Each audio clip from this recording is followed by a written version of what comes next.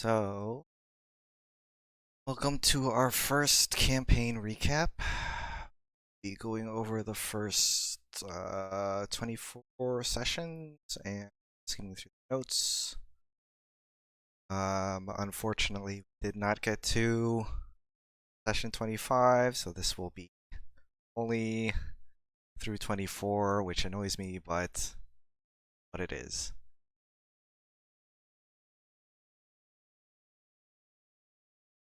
Okay, so starting off with the party.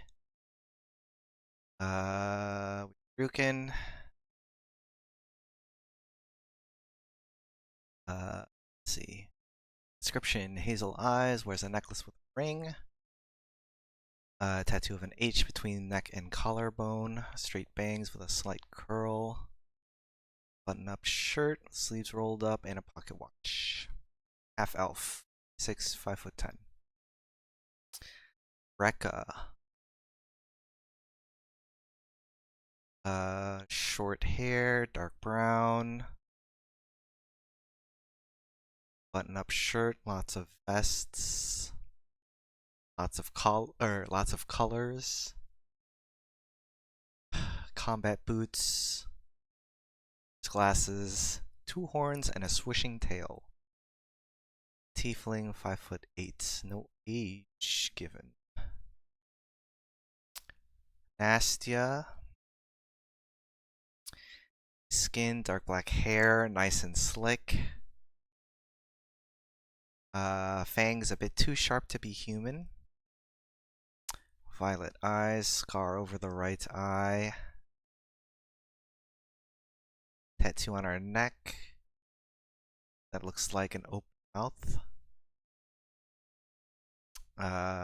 Always fully clothed, never see skin. 3-piece suit. Tie, gloves, dark colors with purple accents. Eternal rusting bitch face. Small H tattoo on the wrist. Although not technically an H. Human question mark? 180 centimeters. Sigrid and Toril. Sigrid, long golden hair tied back in a ponytail. Light blue eyes, pronouns canines. Tufts of fur. Gray armor, maroon tunic. Outdoorsy type. Sword, shield, bow, and daggers. Wolf ears. 6'2". Toril is a dark blue purple drake. Sparks of electricity. Shura.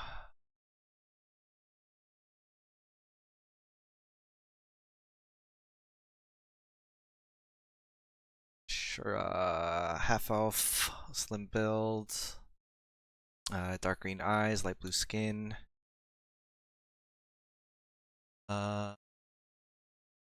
Tattoo sleeve on one arm of a long continuous wave, several ear piercings, lots of sea memorabilia within it. The partial coral crown that gives off druid horn vibes. Layered kimono, black and purple top, sleeves. White stole, purple skirt with sandals. That is our party.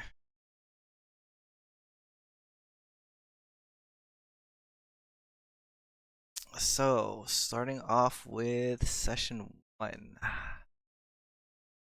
Let's see. As I remember, we started off on guard duty. The king was making an announcement of some sort, or people were there to see the king.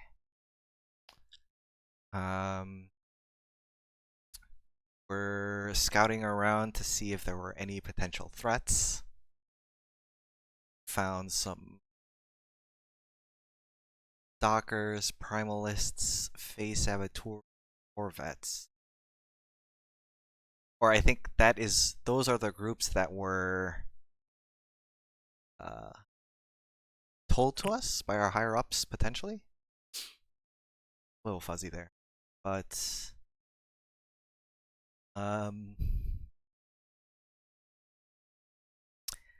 yeah, so we see some people loitering.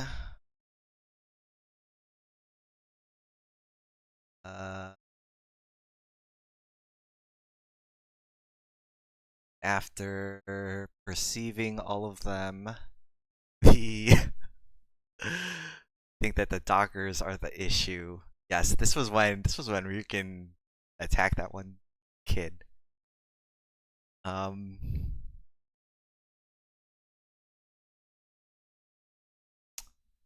we do find a Docker carrying a knife taken to custody.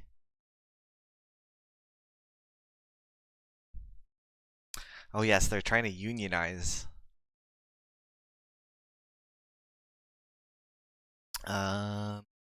It's not a D&D campaign without unionization. Let's see, Delft, who is our immediate higher up, calls us in.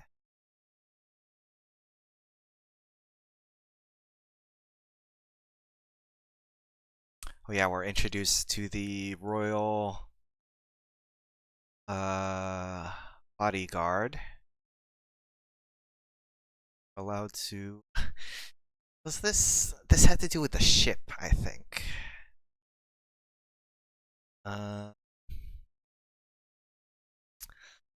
Let's see. So we're given some time to mingle among fancy pants who are here to see the king. This is when we first meet Benedict Penderton, who is actually quite important later on, but takes a liking to Sigrid. Let's see, the Duchess leaves. The king shows up. Yes, and boards the airship. So this was like the maiden voyage of the first major airship or something, I believe. Steamship, yes. Of the big war kind. Yes. They have this. So, taking a quick tour on the ship. Let's see, and we're told to fetch the Duchess. This is where things start getting complicated.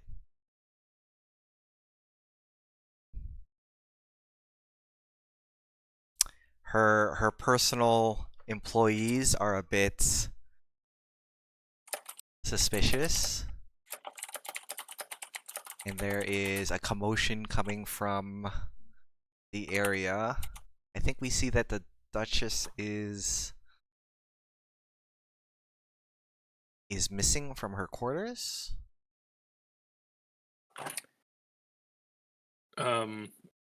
Yeah, so you went to her quarters, you knocked on her door, and you heard people inside, and they wouldn't open the door, so you barged in just in time to see the Duchess jump out the window.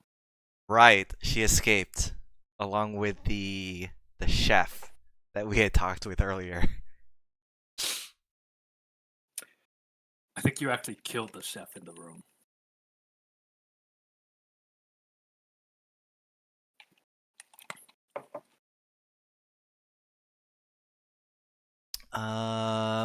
So we follow the sounds of commotion, and apparently there is a plot to blow up the entire ship while everyone important is on it. So we take care of the rogue engineer and kind of mess up the engines because if we don't, they'll like explode. We have to like release pressure um,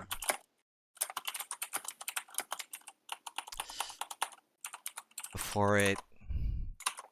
I can't think of the word, but it'll basically.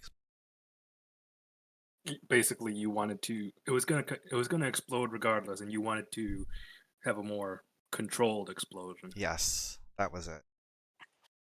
So I think at this point we split up. Like half of us were attacking the engine, and then the other half like ran back upstairs to try and warn the crowd. And everything worked out in the end. Um, did manage to deal with the engines in such a way that they did not blow everything to pieces, and everyone upstairs was safe. Uh, we come to realize that the Duchess has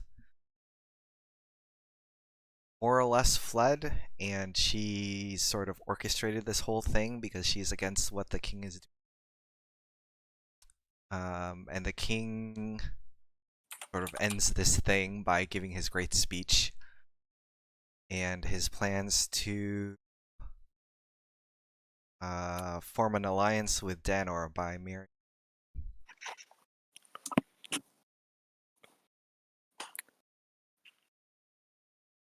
That is it for session 1.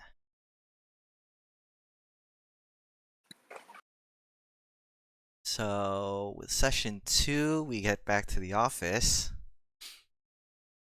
And this is deemed a case that is too important for us. So we are immediately taken off of it.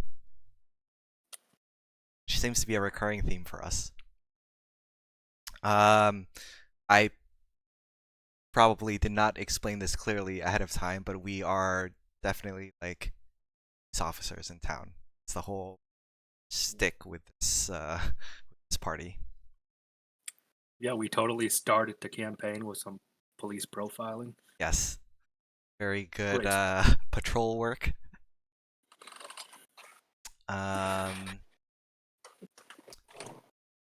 after a long day of paperwork, we are brought into Delph's office and given a job by the Denorian Minister of Outsiders.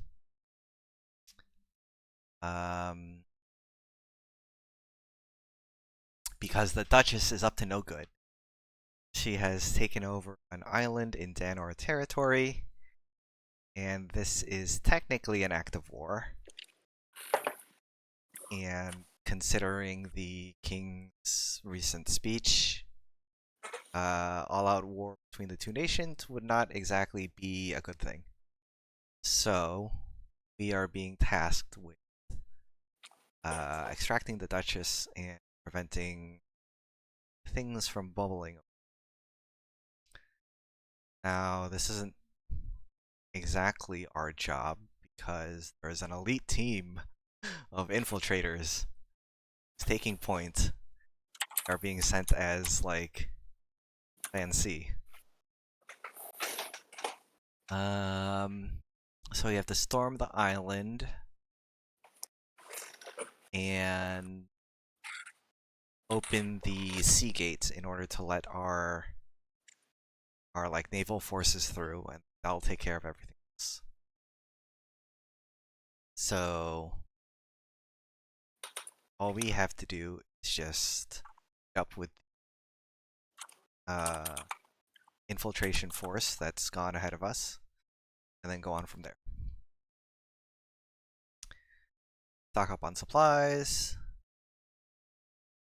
We're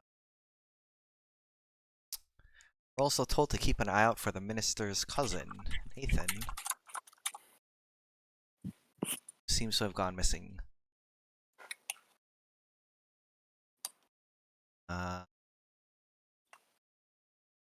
So we gather our things and set sail.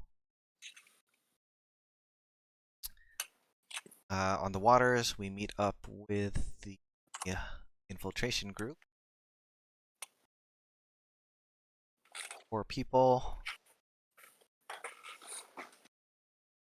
They tell us that they will dive in first and that we are to follow.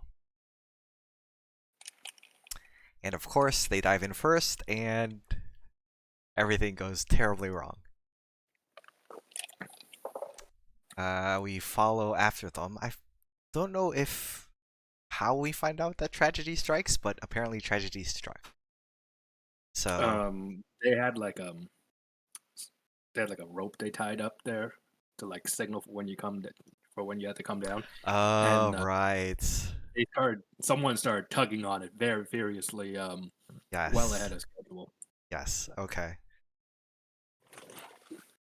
So because of that, we dive in. We get to the underwater tunnel, and we see that the tunnel has collapsed. There's only one guy left alive. Um, he's trapped and his leg is stuck, and we decide that the best thing to do is to amputate his legs. So we chop his legs off because clearly that's what you do. Um, I think he gives us what little information he has and then sends us deeper in. We are basically replacing the infiltration force now. So we have to get in and the sea gate. The underwater tunnel leads into the mines, and we run into some fights us. We get a bunch of space lore. We have to deal with some elementals. I remember this combat being very difficult. Nasty almost died, I think. But Those were different times. yes. um,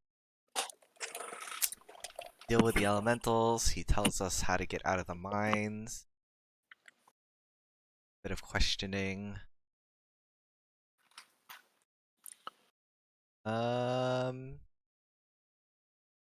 Oh yes, it seems that some weird stuff is happening here where people are getting visions of a swamp with a purple sky. And that was happening to the elite team. And we sort of got some information from this guy too. And we had assumed that it might have been the dreaming, but it turns out it isn't. So we remain confused and continue on.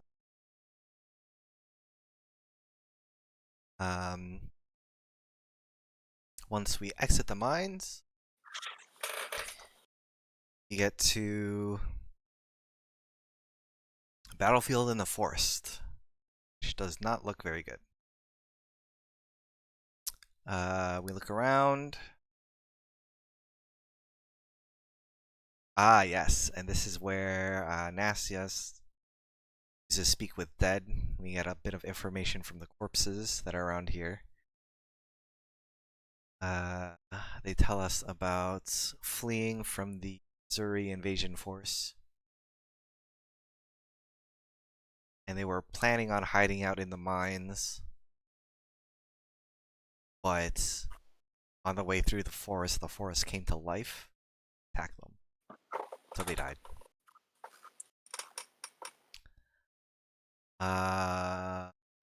We run into some Missouri soldiers and fail terribly at hiding.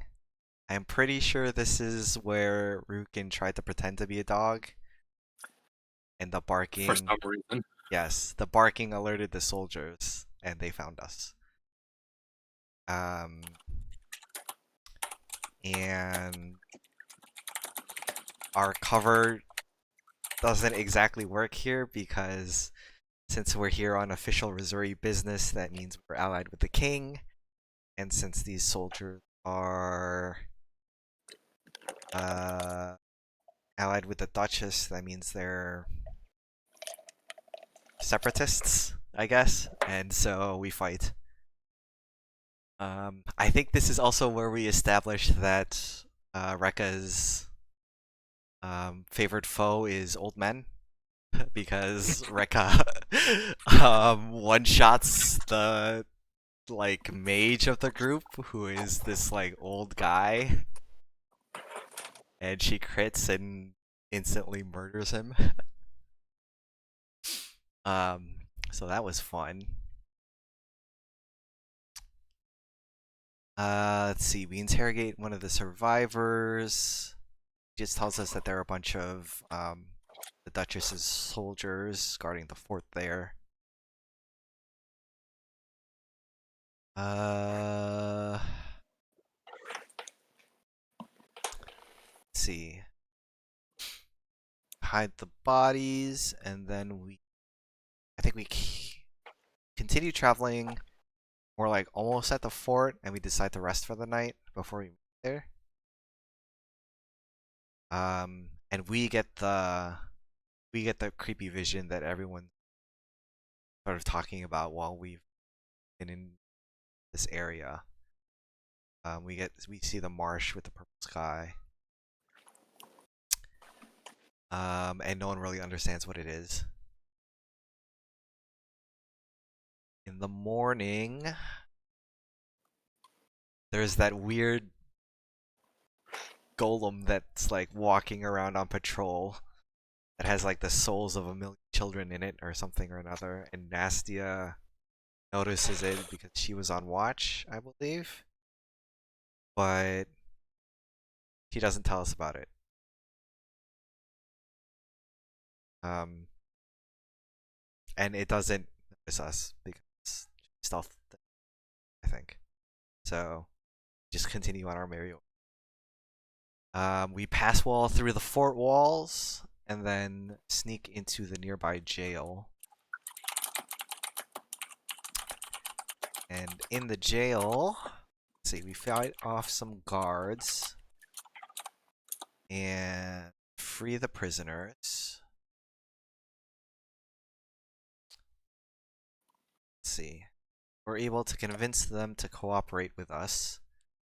And we get some information from them about like the teleportation circles and how the Duchess's army was able to sneak up on everyone on the island. And I'm pretty sure you had left these guys here to help us open the gates. But we were like, I don't know if we can trust these guys, but also we can use them as a distraction. So we sent them away and went to do the gates ourselves. I think we told them to go investigate the teleportation circles and like secure that area so no more backup could come. And then we went off to the seawall. Right, because you need access codes to use the teleportation circles. And we were asking them about Nathan, who's the cousin of the Danor ministry person who gave us this mission. And from what we were able to gather, it seemed like he might have betrayed Danor to allow Duchess's forces. And so we had come to the conclusion that if Nathan was still around by the teleportation circles, he could maybe let more people in. And so we sent the prisoners that we freed off to go deal with Nathan. Which was fine, perfectly fine. We have to get to a lighthouse. Oh, the lighthouse! It's all coming back to me now. The tower defense. God, the worst thing we've done in this game. I mean, to give them credit, at least they're being like unique and creative. It just wasn't executed very well. So at the north end of the seawall, there is a lighthouse, and the lighthouse is where the controls to open the seawall are. And we have to open the gates so that our naval force can come through, um, deal with the rebels. So we sneak around. Um, we're able to stealth our way through most of like the outlying guards. We do the stealth thing where like pull them into the water and like I'll jump on the one guy as he's on the far end of his patrol route. So all of that is fine. I think the last group of guards we kind of have to deal with them all together because they're sort of like same area. But besides that, able to get to the top of the lighthouse, signal our forces, and open the gates. But in signaling our forces, that alerts the rest of the guards in the area. And this starts the whole tower defense thing. And so we have to defend the lighthouse for a certain amount of rounds so that there's enough time for our ships to make it through the sea gate. So it's just round after round of all of these soldiers coming in. And we can like barricade the walls and set up traps and do all of these skill checks or whatever.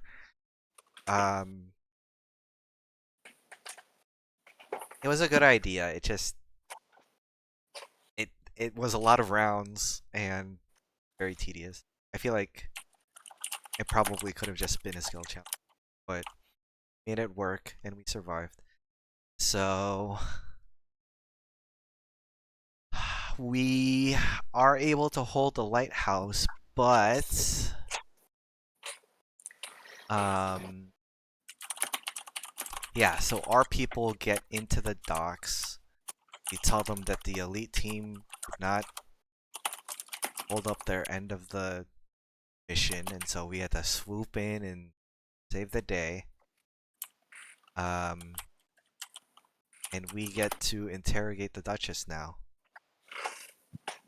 And then one of the ships explodes, I think. There's like a giant fireball, and some shadow dude shows up with a flaming sword and murders everyone. Um, and then disappears. And Rekka has a very vivid flashback of a legendary Fey warrior um, who apparently this guy is part of the unseen court. Uh, so for whatever reason, the Fae have um, an interest in this whole situation. Mr. Azrabi Varao. Yes, as revealed. So, uh, side quest, we have to figure out what happened with the frickin' fireball. So we go and investigate the ship that nearly sank. We talk to some of the soldiers that survived. Ah, yes, Richard the Orc. Very important NPC. um, Apparently, Azurby stowed away on the ship. Got a description of how he fights, but not a lot else.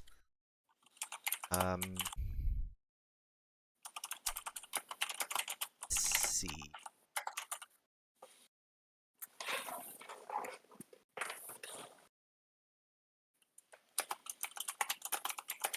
We figure out a little bit about Nathan.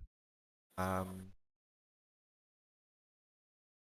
try to figure out how he could have gotten the access codes for the teleportation circle, And between the different captains and his high standing due to his noble family, it's possible that either stole the codes or already had access to them in the first place. Um, but I don't think we were able to pin it down to any one thing quite yet. Let's see. Oh yeah, and then Azerby like dashes across the sky and does freaking Fey magic to like the city, and everything turns into like a Fey jungle or something. And so we have to deal with all this Fey magic, making it to the fortress where the Duchess is holed up.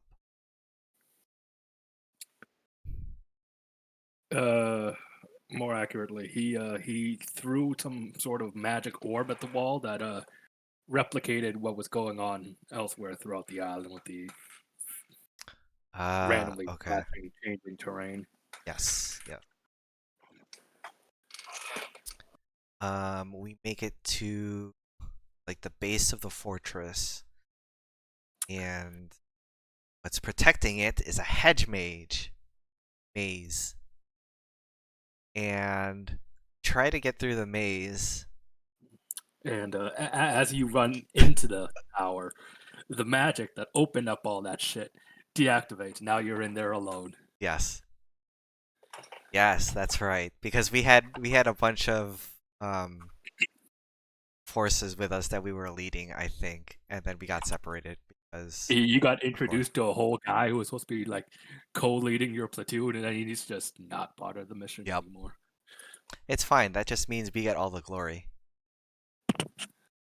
Sure, you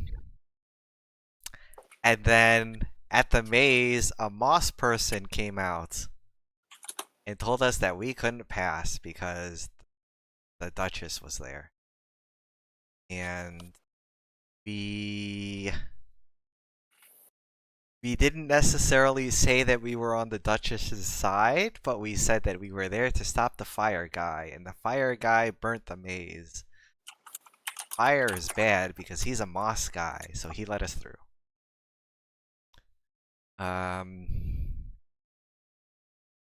So we get through the maze to a tower, and let's see. Nastiest spider climbs up the wall to see what's happening inside. And we get to see Azerby completely destroying all of the Duchess's guards.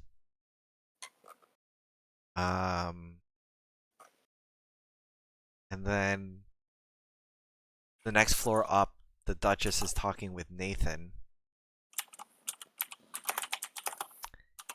And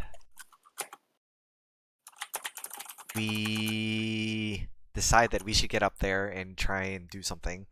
And when we get up there, he's already up there and about to like kill the Duchess. But we have some discussion, and he more or less wants to do like a prisoner exchange, except I mean, technically he has all the power here. But he wants to take Nathan back to the Feywild in exchange for letting us keep the Duchess. Which we eventually agree to because the Duchess is more. Um, and then I think as we're like part of the deal is that we have to let him go back along with Nathan, and he has to like safely. And we're like, okay, we'll escort you to the ship and then go. But somewhere in between that and us leaving, we're like, we shouldn't let this guy go. And so we decide to like attack him. Um.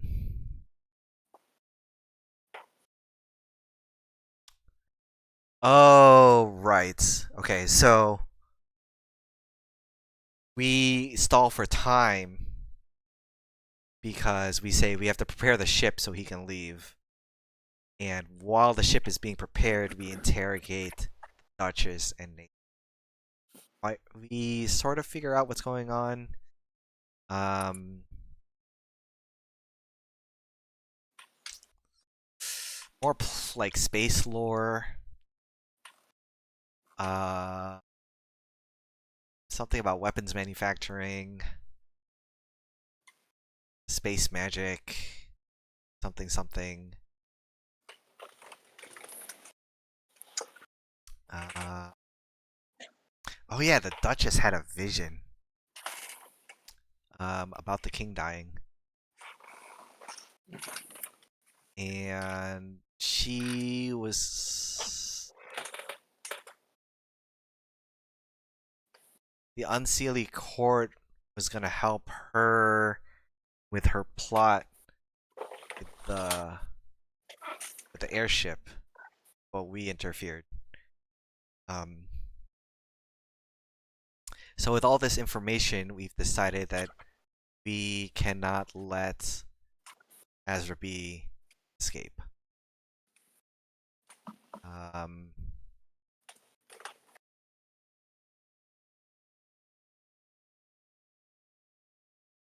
and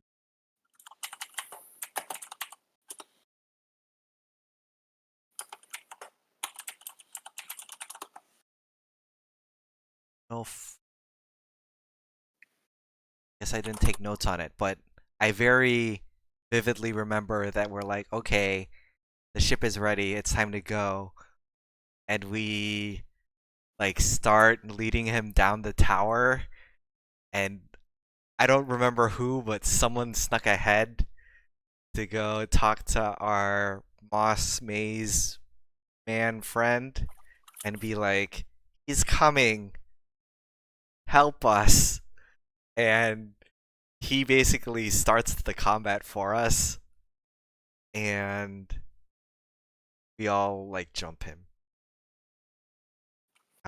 And it works. And we don't get any of his cool weapons because That they were briefly in your possession. yeah, I think he had to give them up for evidence or something or not. You had to give them once you got back to town. You had to give them up because they were sacred Fey relics. That sounds about right. Um, but once we get back to the docks, we basically settle everything now that we have the Duchess in our custody. That's the word. And we say that the Duchess's actions weren't like official slash on King's orders, so this wasn't an actual act of war, blah blah blah. So everything gets smoothed over with the airship. Uh, Nathan gets put under house arrest for helping. The Duchess is she loses her title and sent to prison. Yes, the Unseelie demands the return of his weapons because he was an important member of the Unseelie court or whatever. We had to return the I, weapons. I don't know where you're getting Unseelie from because Uh it's unseen. oh, is it unseen?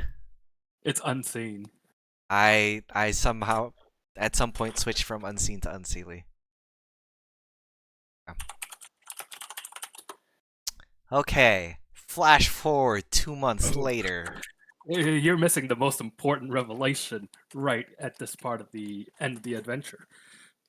What revelation? Uh, the king, King Aiden, is getting married to Liazir, the Minister of Outsiders, in spring, and you have all been invited, Oh yeah, we're invited to the royal wedding. That's right.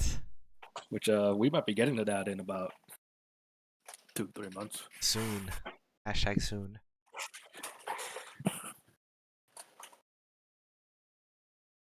Yes. she invites us herself to the royal wedding. That's right. Um when we were handing over the island back to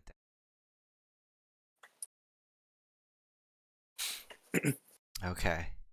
But after the whole Axis Island incident, 2 month time skip. Uh this is what? This is our downtime session, I think. Um Yeah, like most of it was downtime. yes, so Rukin does some family stuff. Shura does some family stuff, and Rukin and Shura do that Spider-Man thing where they point at each other and they're like, "Family!" And they realize that both of them have connections to the family. Um, let's see. Shura asks Rekka for help with weapon stuff. And in return, Rekka asks for help with serial killer stuff. Uh, yes, Shura learns about Jaeger and a little bit of Rekka's backstory. Shura gets a nice long spear fight thing out of it. Nastya goes home for a week, brings everyone very authentic Russian vodka.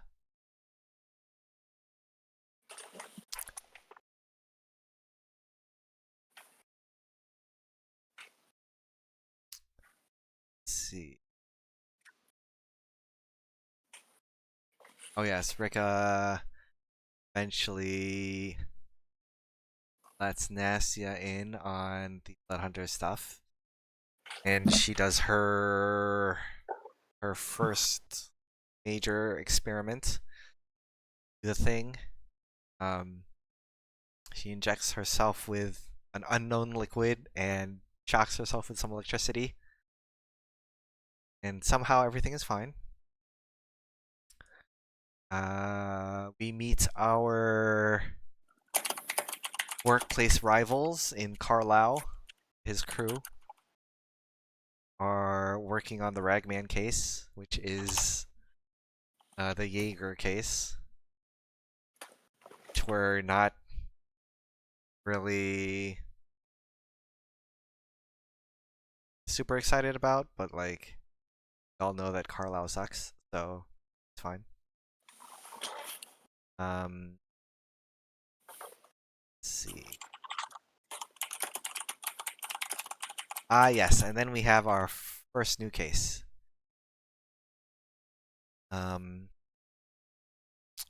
So we hear that someone has jumped out of the window of the Denorian consulate and died.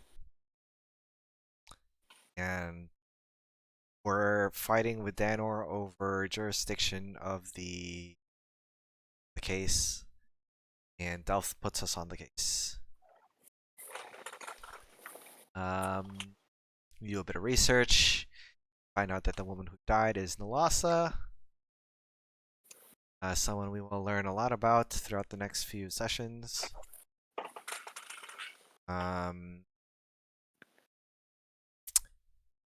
We interrogate a couple of people,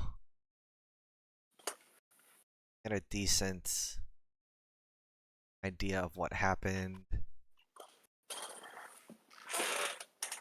Someone like accused her of stealing stuff and tried to shoot her as she ran away, but then she jumped out the window. Something. But a lot of the stories from the people don't seem to make sense. So we are suspicious.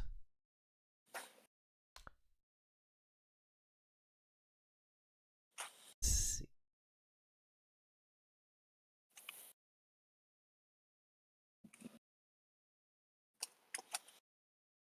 Examine the body.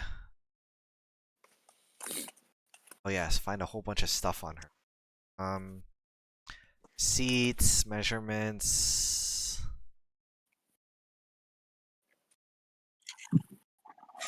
Oh, there are so many leads. This case is so open.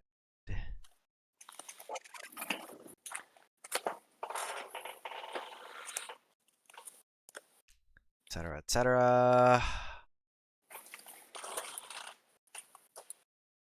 Oh yes, and there were slash marks on her, but post-mortem.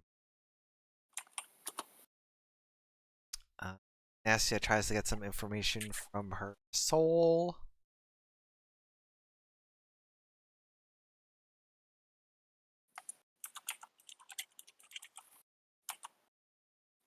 Let's see, what lead do we go on first? I believe you first decided to. So you, talking to some of the witnesses outside, you found that when Nalasa jumped out the window and impaled herself on the fence, um, there was a man who had approached her and Yeah, I took some word to her stuff. before running off. And based on your conversation with the receptionist inside, you found out it was a doctor.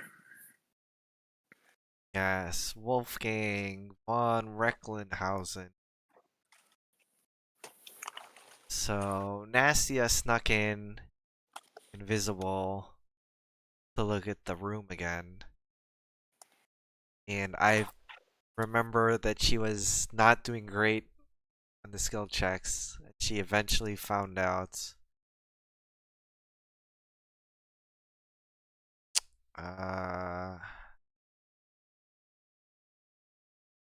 that the blood splatter didn't line up with like the description of the attacks that we were given.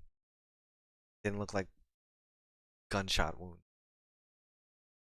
And that eventually led us to, yes, hearing about the guy who approached her while she was still alive on the fence. Hear about Recklinghausen. Um, and so we look into him, find out where he was staying.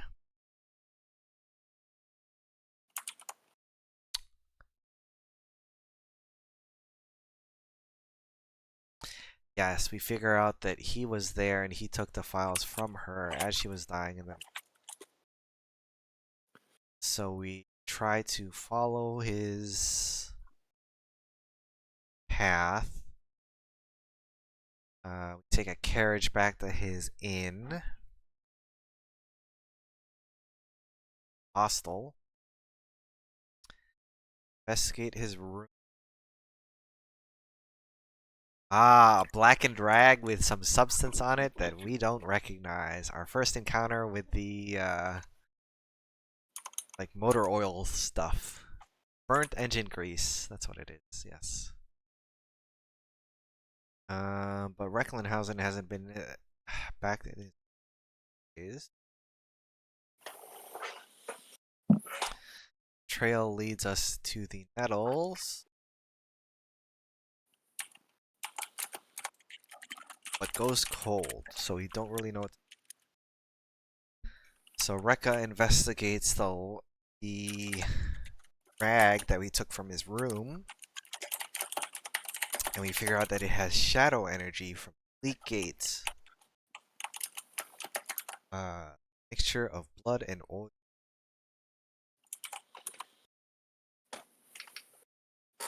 But this trail has gone cold, so we head back to Dirty Lake. Yes, and this is where all the protests are happening because the factory workers guys something something. They're being locked at work. I wonder why they Yes, want to unionize. I wonder why. And this is where we learn about Navard is Nalassa's uncle. Yeah, adopted Uh, uncle. um, let's see. Oh yeah, we found out that Nalassa was in jail for some moment of time, but she was bailed out because of her connections to some smugglers. So we're looking at the smuggling trail. Uh, but yeah, Bard tells us about the people threatening his factory.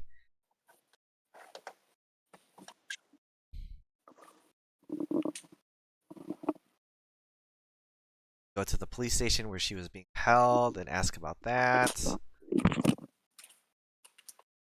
Figure out who bailed her out. Or no, the smugglers that she was jailed with. Um, and also, yes, Officer Porter, the this officer who seems to be one step ahead of us and is like at all the crime scenes and gathering stuff before us. He questioned, he asked about him, and it turns out he's a fraud. Someone's been investigating about us. Um,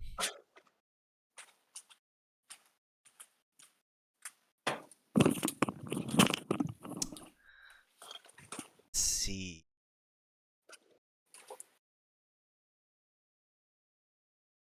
Bandits.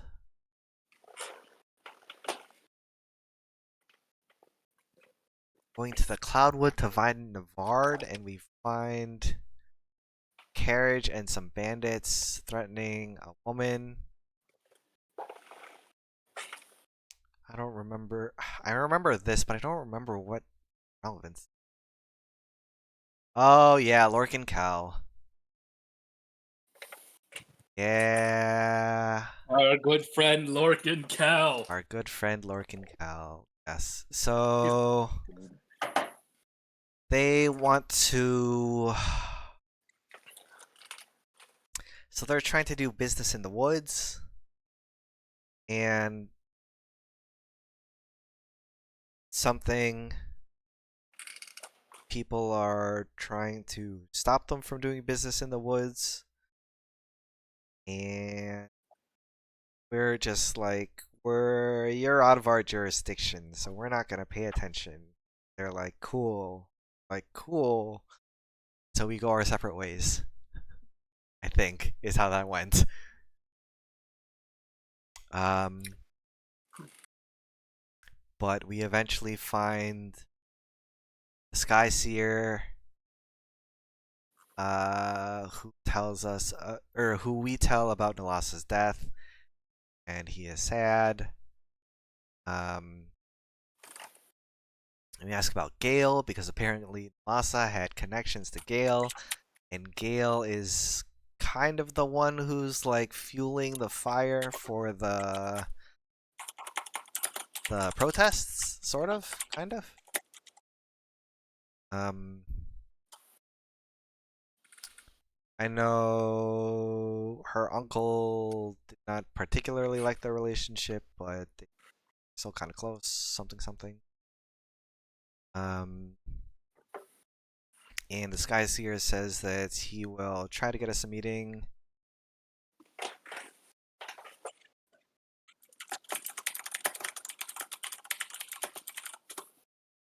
Yes, something. She's like connected to the protesters, and the protesters are being arsonists, and so everyone thinks that Gale is an arsonist, but she isn't necessarily an arsonist. So etc., etc. So we're trying to get to the bottom of this loss of murder, and he's like, hey, I need to go have my last big hurrah vision. In order to do that, I have to go to the highest peak in Cauldron Hill. And I'm probably not going to survive if I go by myself, so you guys should help me. I'm helping you. And so we say yes, but Cauldron Hill is on private property, question mark. Yeah, Access to Cauldron Hill is restricted.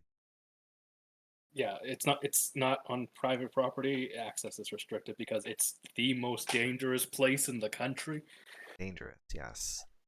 So we have to talk to Mayor McMahon, get permission. And he is just a swell guy.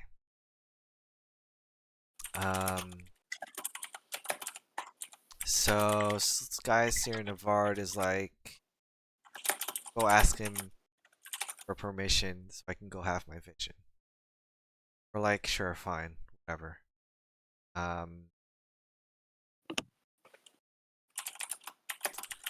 And on our way home,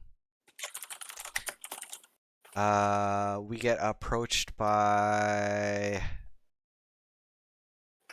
a Lorcan Cal lackey. Says they have Recklinghausen. That he'll give us Recklinghausen. He meets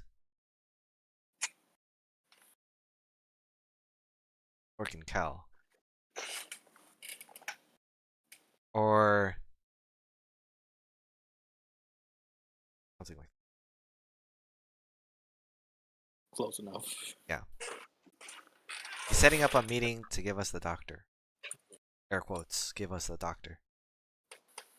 And we're like, sure, whatever. We have to meet the mayor first. Okay. So we go to the mayor's place and we talk to Gannon. We also meet his very fancy butler, Mr. Killigan Creed, who's born in our side.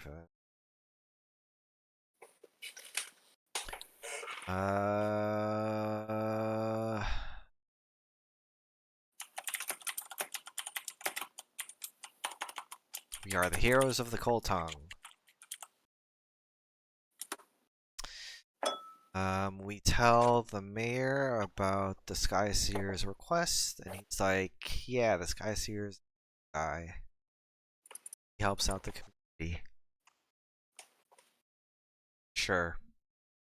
But also, you should something survive. Also, you have to do it early in the morning so you can get there. Get to where you need to go before it gets dark. Like, sure. Tell the Sky Seer.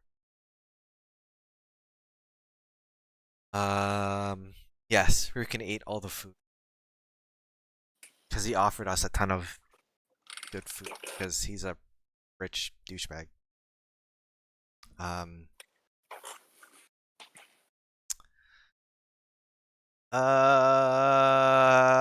Yes, we stock up on supplies, we're ready to head out, and then we get baited by my baby. And we weren't gonna this couple gets attacked.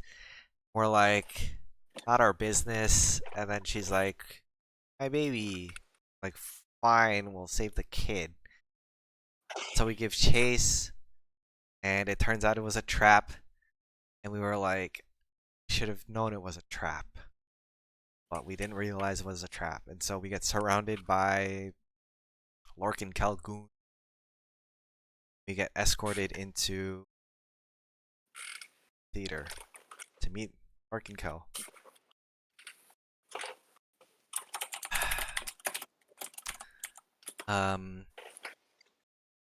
Yes. Lorcan Cal, his thick sideburns and nasty face. Oh yeah, because we were snooping early to make sure that the meeting would be safe. You're right. You And wanted to jump on the meeting, yeah, but they got to jump on you regardless. yeah, they jumped our jump. Um, but he makes an offer that he will give us um Recklinghausen if we interfere with a smuggling exchange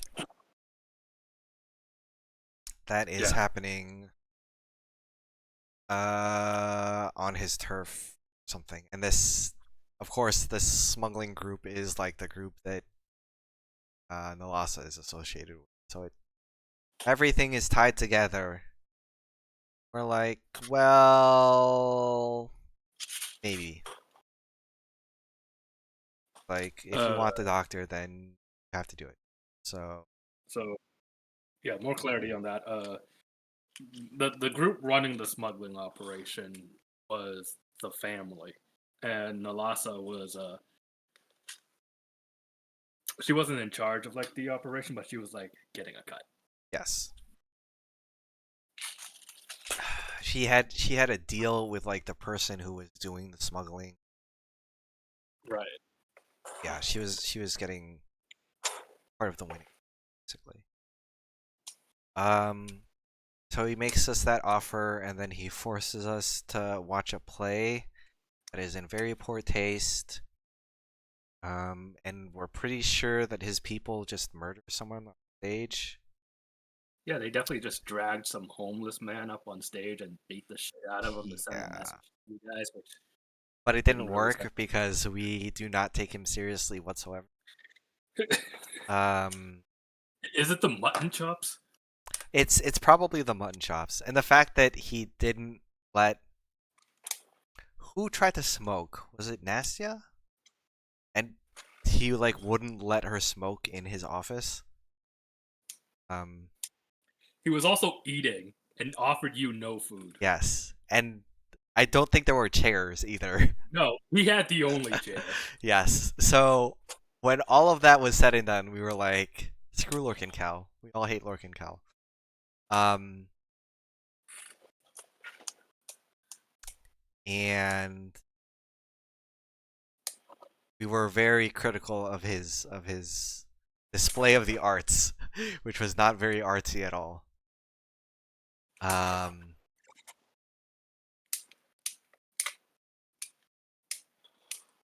yes.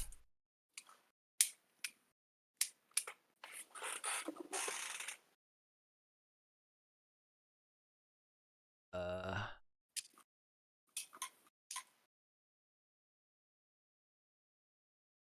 oh, is this the first time we meet Saxby?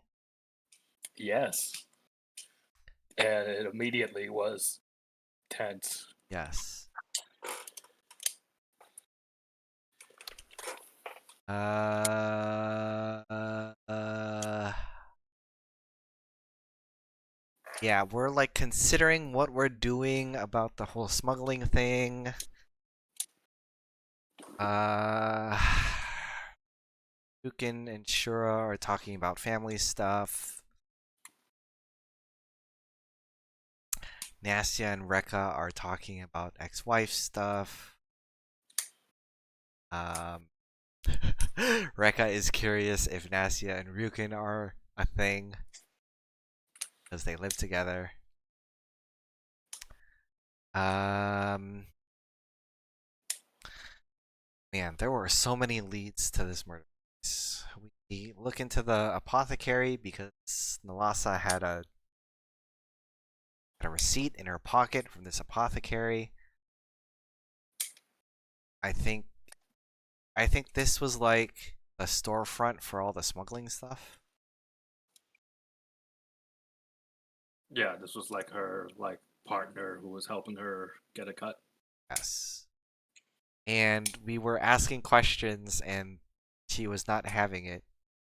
And then she tried to pocket sand us with sun powder.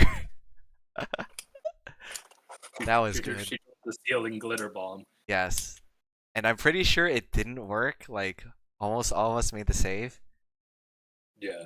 Um, But then she called her husband in the Badgers. yes, her husband came to help, and some giant badgers came, and it turns out Rekka has a fear of giant animals. So that was interesting. Um, yes, the extra large badgers. But they're not that hard to fight. Um, interrogate them about Nalasa.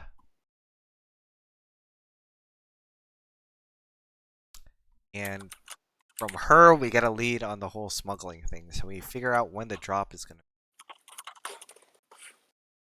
Um, and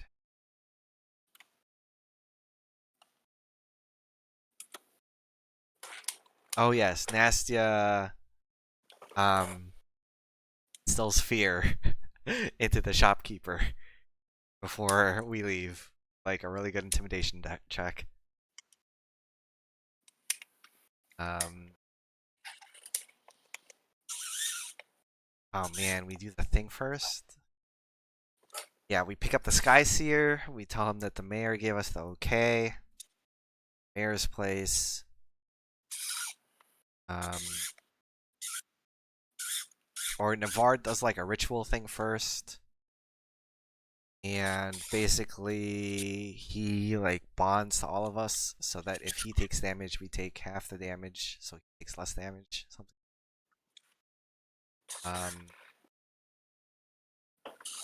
And then the mayor does a thing, and we realize that the mayor has a handkerchief with the black sludge that is the same stuff that we saw on the thing that we got from Recklinghausen. So we are now super suspicious of the mayor. But none of us can pass a check to like realize. So we just kind of deal with it.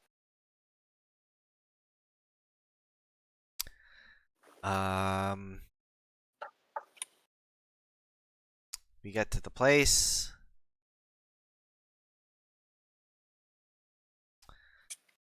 Skyseer sets up like a circle around us to like protect us, and then he starts preparing for vision. And then we get attacked. Huh?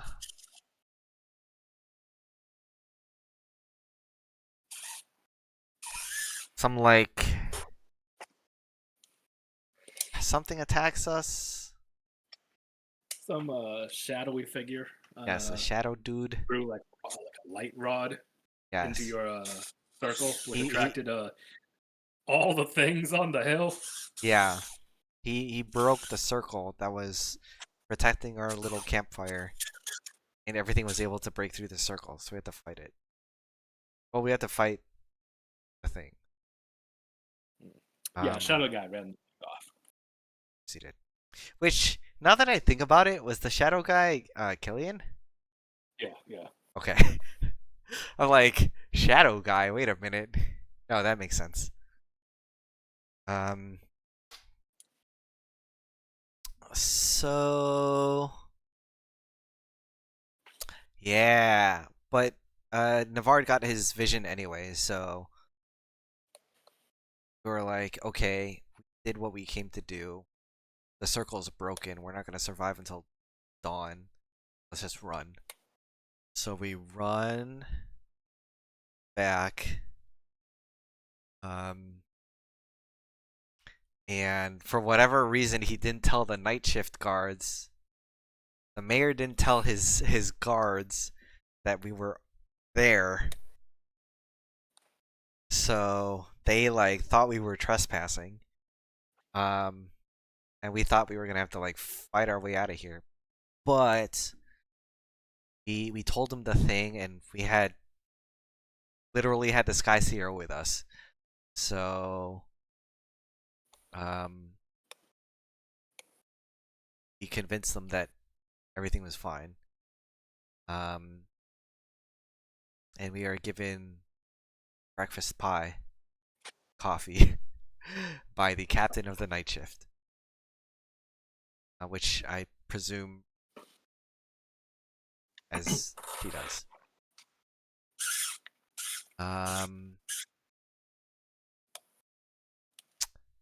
Bard wants to go straight to the factory, so we short rest there.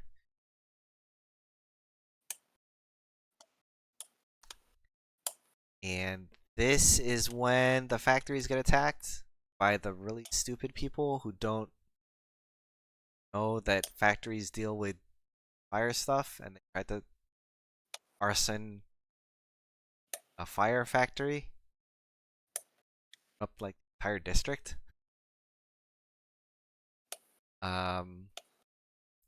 But like we split up and half of us get on the rooftop and half of us like sneak around the alley, end up surrounding them and them to factory.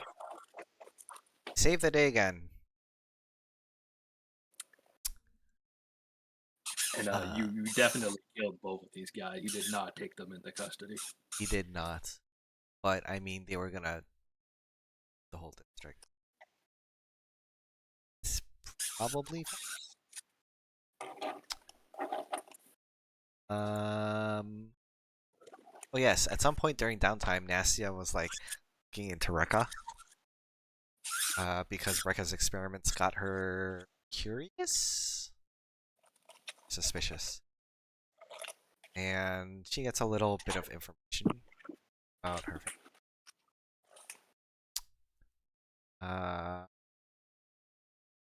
Oh yes, Rekka had some interesting reactions to stuff that happened on the hill with the whole blood circle.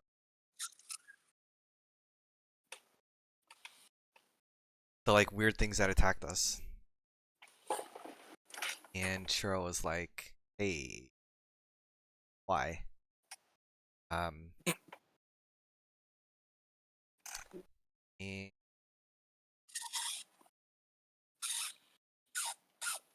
Shiro also talks about family stuff and the fact that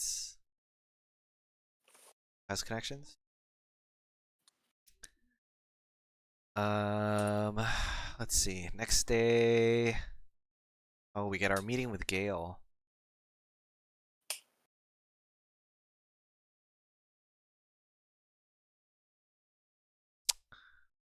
Let's see.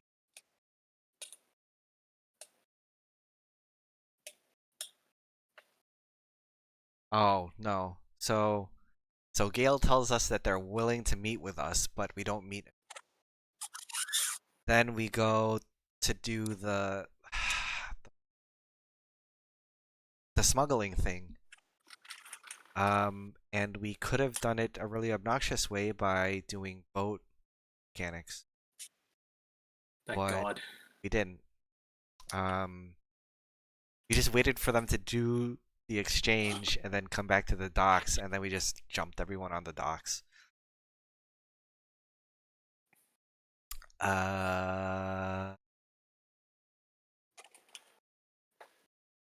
Oh yes, because Rukin set this up with Fiorella that losing out on this short run would help her out in the run, and we could have a thing going because all my homies hate Lork and Cal, and Lork and Cal is trying to do stuff. So it's like a fake ambush kind of, but still a real ambush. Because we get to take some of the stuff in for evidence, and we arrest a couple of the people, but not all of the people.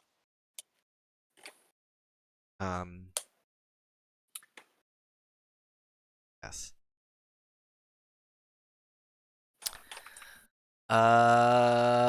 Yeah, so we find a bunch of like wands and stuff and some gold. Take some of it.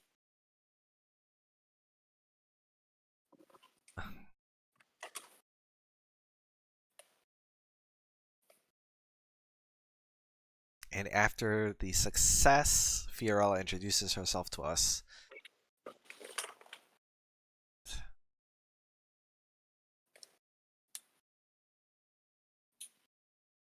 Yes. We notice that Fiorella is eye emoji ing at Rukin. But probably not in the way that Rukin is eye emoji at Fiorella. Which And is notably, unfortunate. Fiorella suggests that you guys can be allies in the Yes. future. Yes. Okay. So next day, is our meeting with Gale. Gale tells us about what, the end of the world? Stuff about the Bleak Gate, otherworldly engines, about how dark energy is seeping across something something.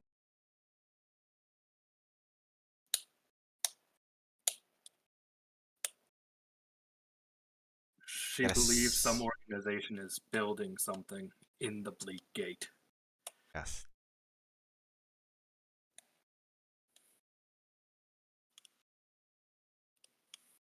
Yes. Whoever is there is working on something. There is no way back across the Bleak.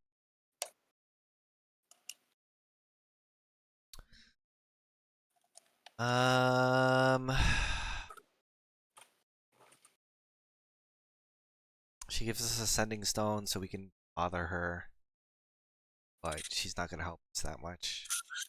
It's just for emotional support. Um, Go to get lunch, and then Lorcan Kel's goon is like, "Hey, This is the fish and chips bit. yes, the fish and chip." We spent like 15 minutes talking about fish and chips and how great it is, and we convinced this Lorcan Kel lackey to get fish and chips with us because he like wants to bring us to Recklinghausen, but we're like, we haven't gotten lunch yet, and so we get some fish and chips and mushy peas. Yes, mushy peas are very important. The brown sauce. Gotta get both and like mix them in with the fish and chips, and that's why it tastes so good. Um, and so eat lunch while we're taken to a warehouse, and they lead us inside, and Recklinghausen's there, and Rekka has like in war flashbacks and realized that this is like a mini Jaeger. Um, and Recklinghausen's like, I get the feeling that Lorcan Cal is not gonna let me go because he said he would let me go and then locked me up. Now you're not Lorcan Cal, and yeah, um, and Rekka gets really mad and pulls a knife on him. Meanwhile, we're interrogating him about the Nalasa murder or the Nalasa death, and Rekka's just like, I need to kill this man. Um, we continue trying to interrogate him. And then Rekka continues to interrogate him about not the Lhasa death. Um,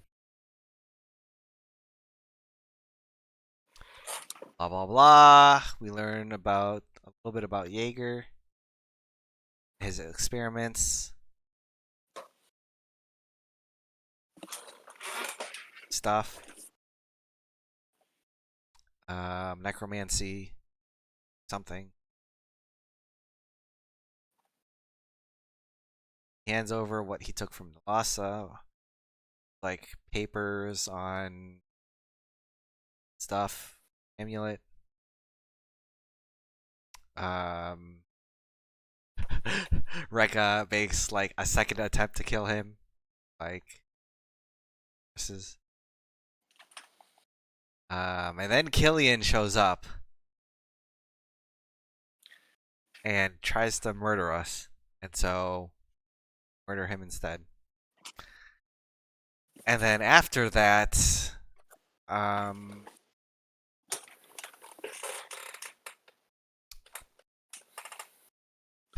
was this guy a devil or a tiefling or a He was a human.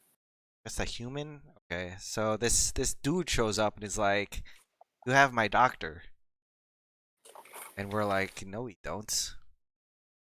He's like, "The doctor has my papers. I need my papers, and I am not letting you leave until I get my papers."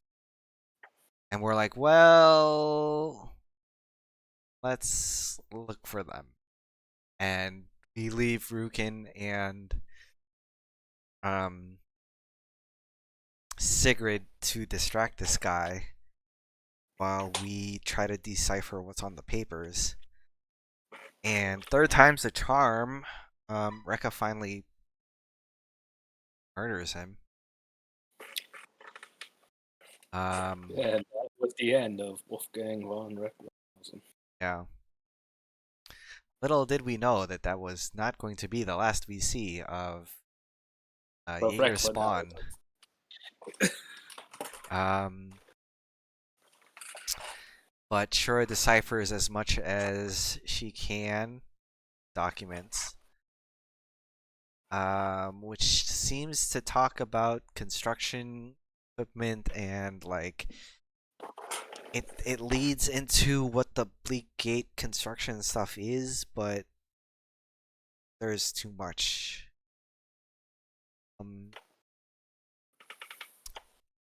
So we like make some bad copies and put them in the floor, and we sneak out without them noticing, and that's it. We tell Gale about the thing, and suddenly everything smells like Bleak Gate.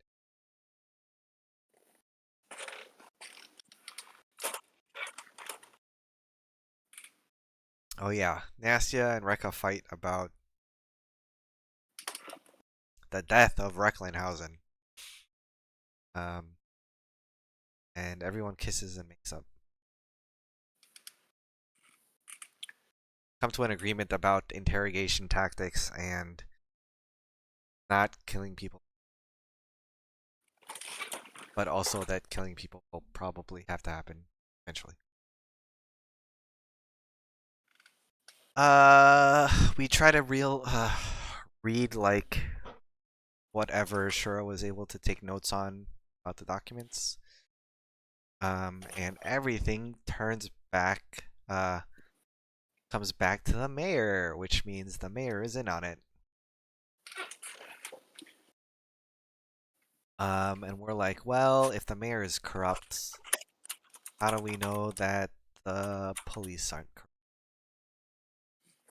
So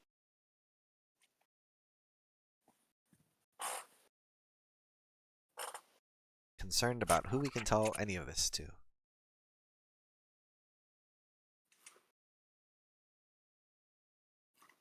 Uh, um. Oh yes, the Sky Seer wants to give his announcement of his grand vision that he saw on top of the hill. Uh,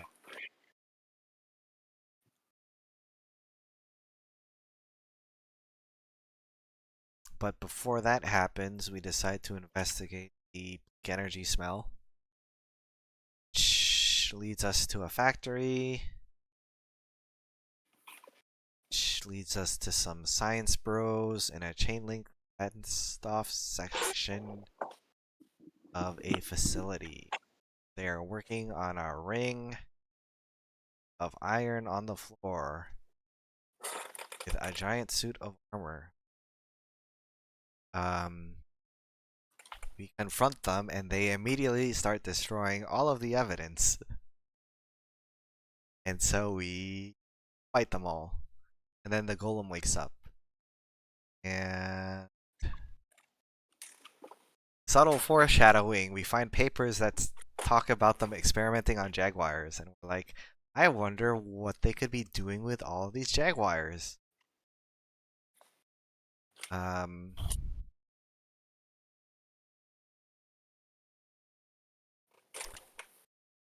Try to interrogate some of them and they don't tell us anything.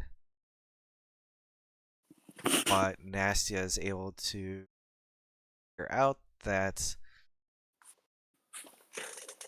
the mayor is trying to make stuff that will trying to figure out a way to get through the bleak gate, through to the bleak gate. And then they all get sucked into it. Because of course.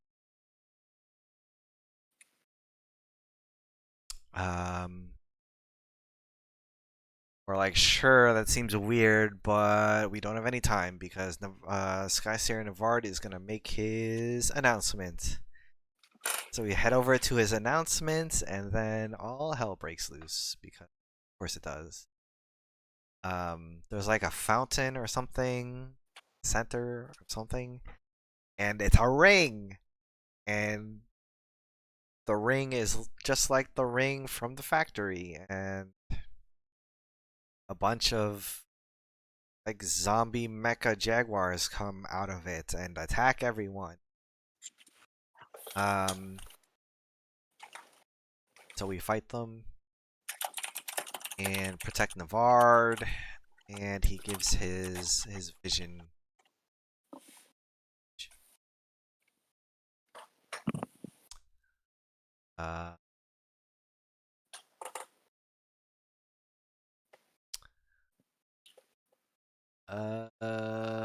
He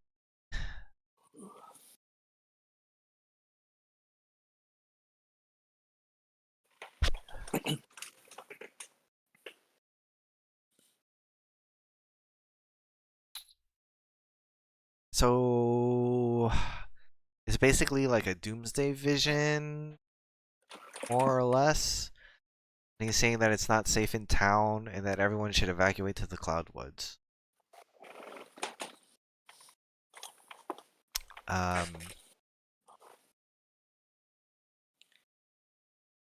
But yes, we lock things down. Here, Delph shows up and is like, what is going on? Or like, the mayor's in on it.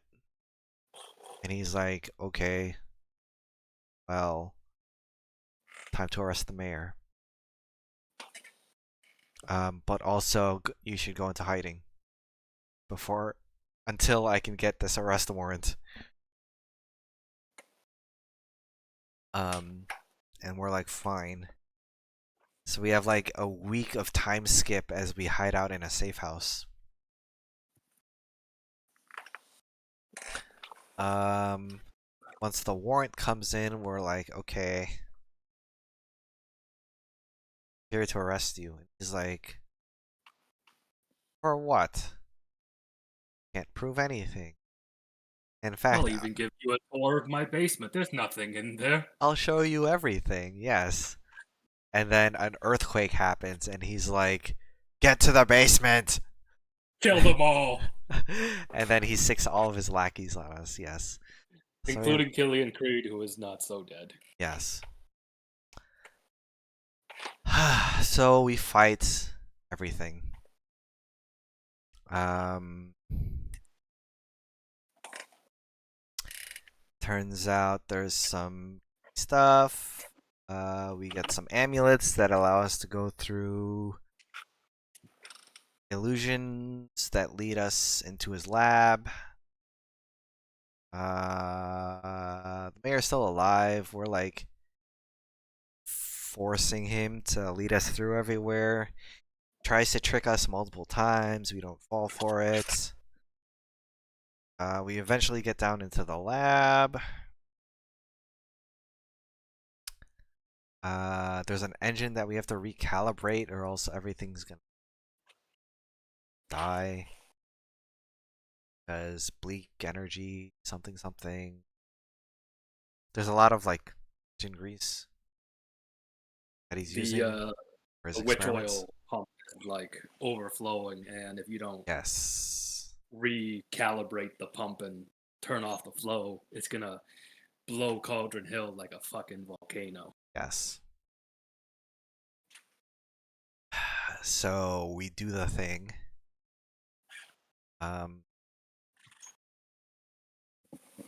Everyone swoops in. Mayor is arrested. And there's a hearing. Mayor doesn't show up because he's dead. Kills himself in his jail cell.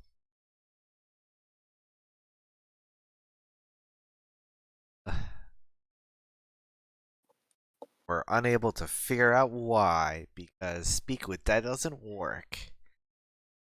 He was strangely not at all present. Yes. I totally don't know why that is, except I do because I'm DM. Of course you do. The hearing is called off. Saxby pulls us off the case. We're a liability. Too much attention. Blah blah blah. It's sure starting to look like Saxby has a thing against you guys. I don't know why Yep. he does that.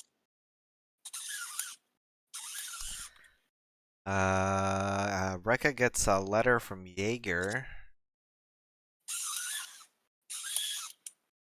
taunting her. Oh, that was a lovely piece of writing. Yes. And then later on, the Skyseer dies.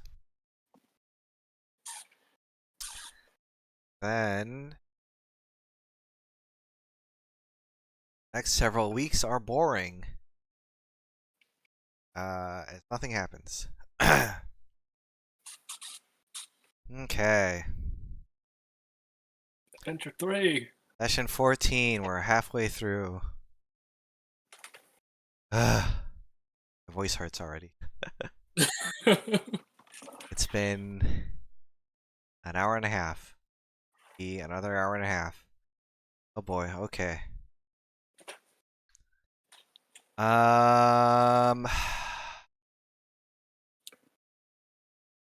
Rekka does more experiments. She does stuff to her arm. So now she can use blood to fuel her gun. It's blood magic. She also some sword training with Sigrid. Nastia feeds on some people.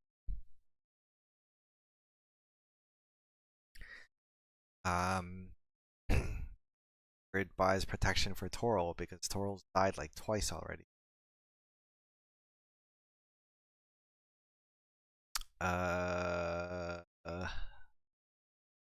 Sigrid also goes camping and gets a new snake friend.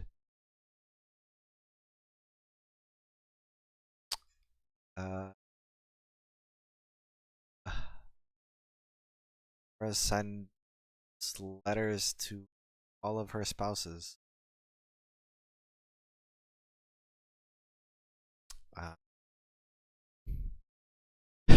Rukin realizes that Rekka and Saxby were in a relationship. Alright, Adventure 3. The Cabo Arms Expo is coming. We're gonna be bodyguards. So, lay of the fairground.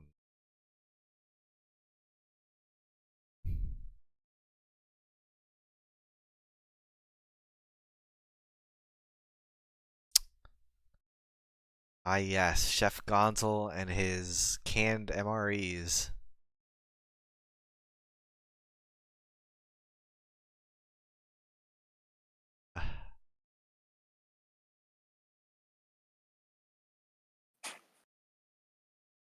Else? There was a Badger gun. Yeah. Two brothers selling Badger gun. I think we buy some magic ammo.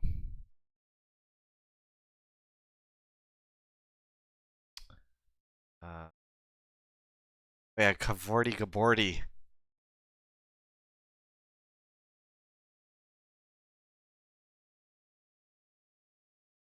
Yes. So after sort of meeting most of the people there, do a bit of shopping, yes, buy some magic bullets.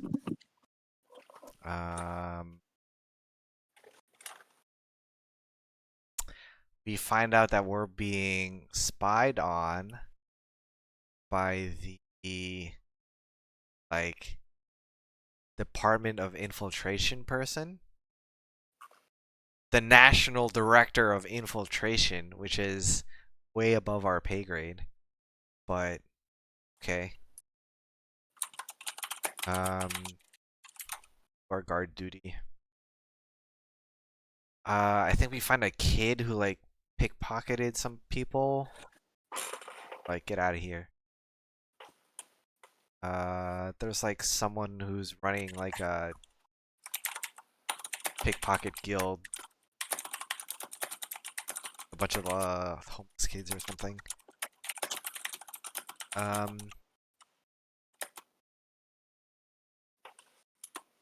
Yes, we find a guy who's trying to sell off some stuff, but the stuff that he's selling are amulets from the lab from McMahon's Manor. And like, why do you have this? And it turns out that he's just trying to make a quick buck.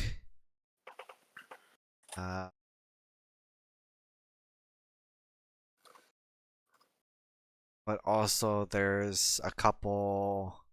There was a higher up lab worker who was running a black market deal. And he agreed to let him go if he gives us info higher up so that we can capture them.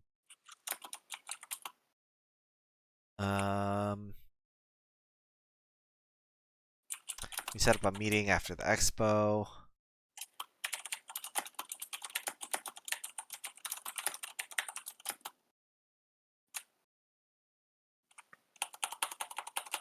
Oh yes, and the expo comes under attack because there was some guy with some gold wand or something, and he accidentally summons a bunch of monsters.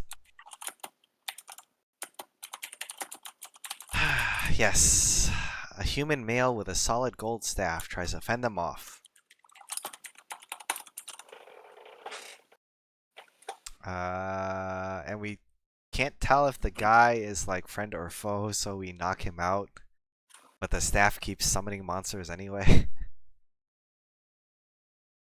So yeah, we fight off all the monsters, and then with a little help from Mr. Rock Rackus. From Rock Rackus, but he accidentally shot someone, I think. He did. Then the cops took him away. Yeah, and he got arrested. So And, rip but Rock he Rackus. he had some someone, he had a witness on his behalf, Mr. God, what was his name? He had a great name. Alfonso. No, that was the person related to the person who died. Right. Simon Langfield is the person with the staff that was summoning all the creatures. I only have Rock Rackus in my notes. I'll have his name in a moment. Keep going. Okay. So yeah, we questioned Simon. Um, and he was just using the thing to show off and accidentally summon stuff.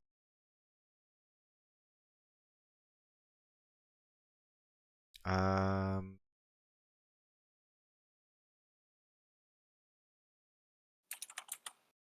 are you talking about Kavardi?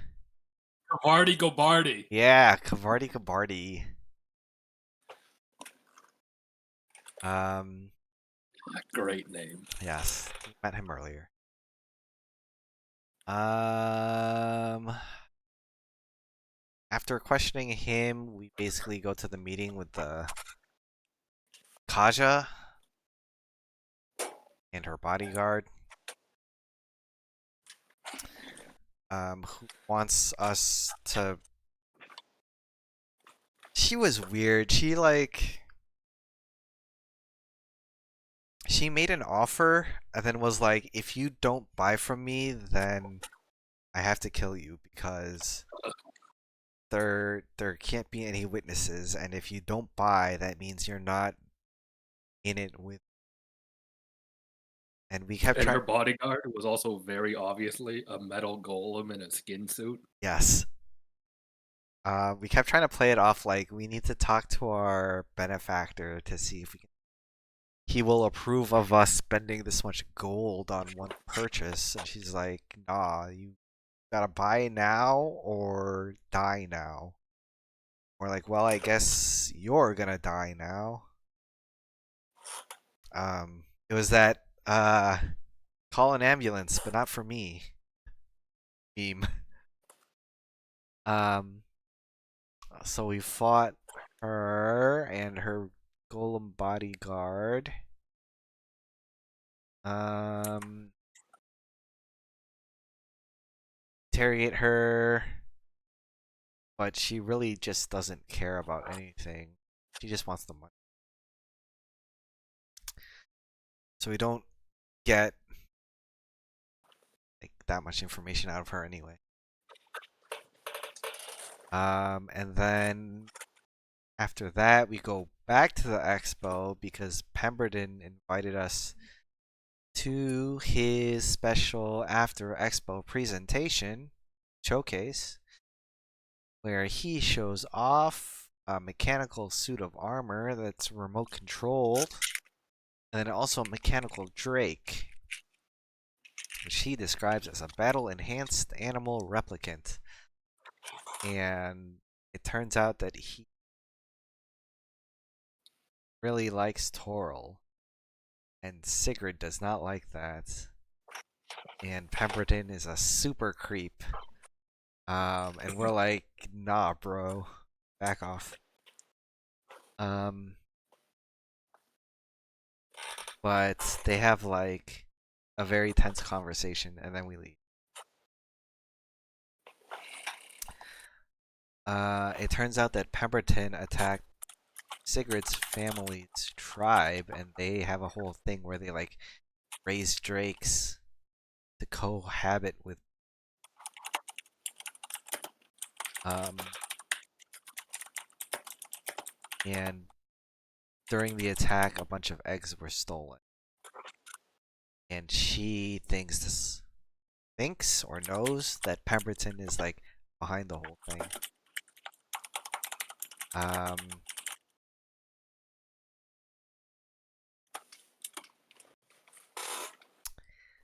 the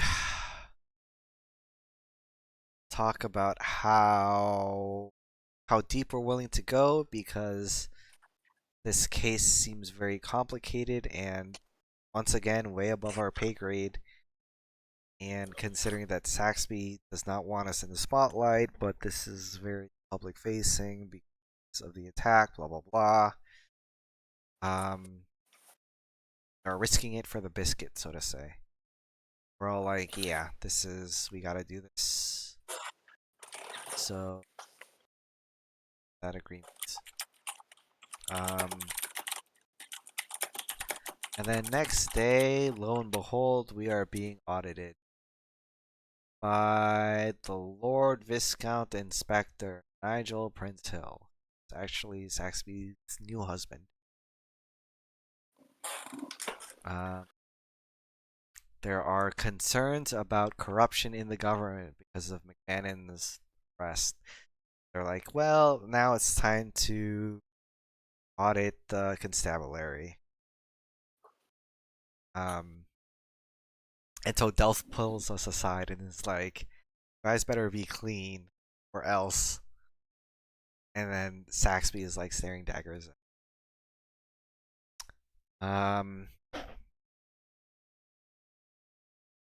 Carlisle asks for help. With a murder scene that has a similar MO to how Gannon died.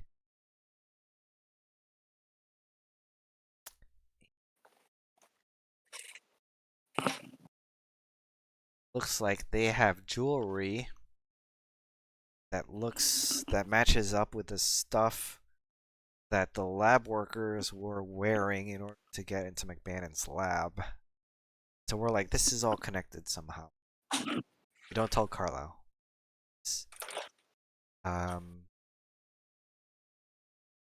would we tell Carlisle? Yes, exactly.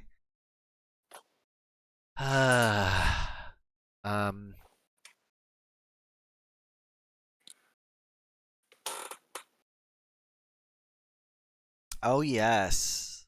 So Haja got arrested. And she wants out. And she's willing to give us information in exchange for a lighter sentence. She tells us about Caius Bergeron. She got the weapons.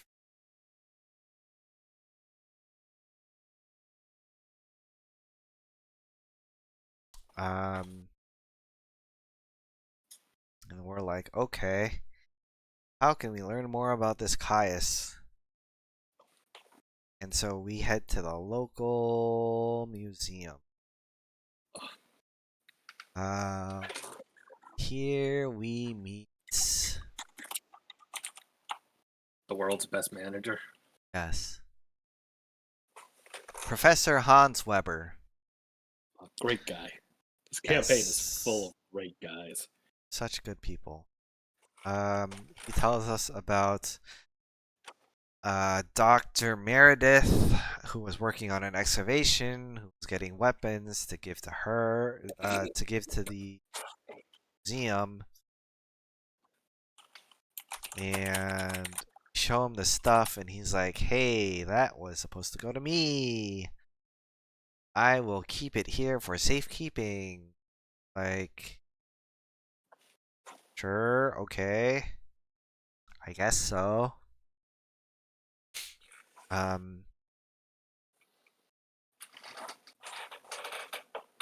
So set up a meeting with Meredith, and we find out about her dig crew who was brutally murdered at a dig site, which has given her PTSD, and she will not do more.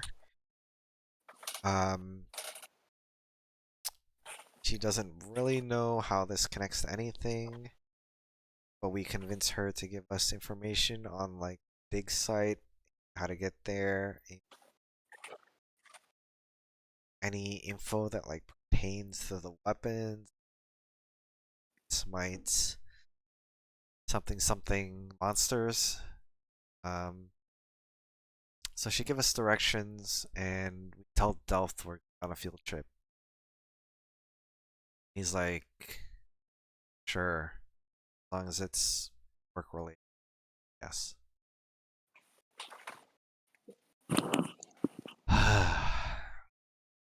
Almost there. Almost there, yes. Um.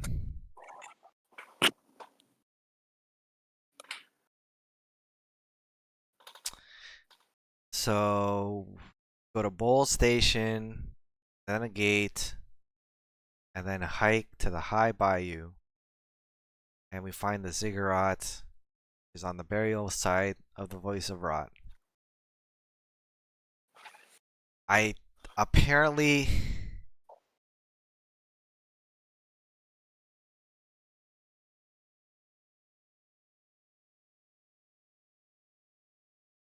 Oh no, this is before. Okay. So right before we're gonna leave, we get a letter from our good friend Lorcan Cal who wants Kaja released from prison. And we're like, well, I don't know if we can do that. And then go to tell Delph that we're leaving, and Delph tells us that Saxby transferred Kaja to the capital because high security, something, something. We're like, not our problem anymore. So he follow the instructions. We make it to the ziggurat, which is very sus. We find the murdered dig crew. And the ziggurat is basically our first dungeon. We get some visions as we enter. There's more space lore.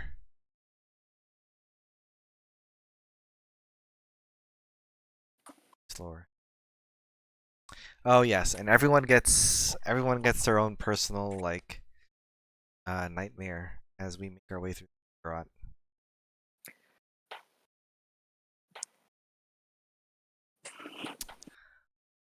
Uh, dungeon stuff. Dungeon stuff. Nastia gets a vision of her brother. Dungeon stuff. There was a color puzzle. Centipede. I don't want to talk. I don't want to talk about the color puzzle. It was we could have cheesed it and didn't realize it until after the fact. Whatever.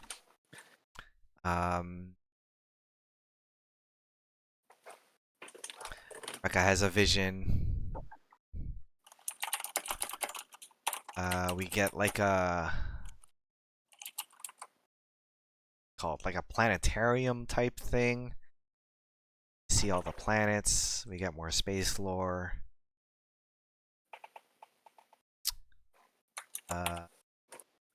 Dungeon stuff.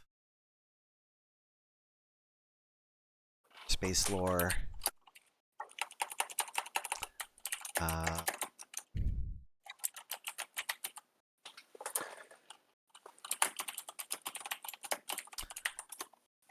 Ooh, yes, Shura gets a vision of the clergy calling us heretics. And her family getting hung.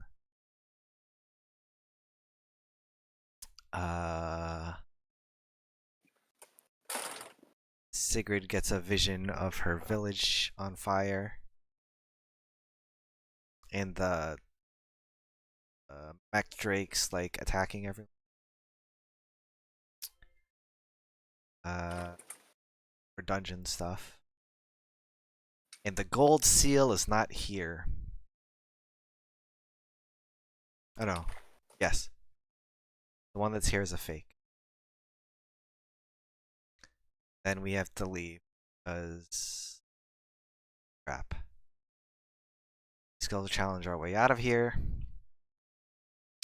And then the voice of Rot is like, why are you? You basically get sucked into a deal with the voice of Rot because you trespassed. Well, So the voice of Rot saved you first Yes. because you were completely overwhelmed by the undead. It Yes. saved you, and then it was like, and now you owe me a favor. Yes.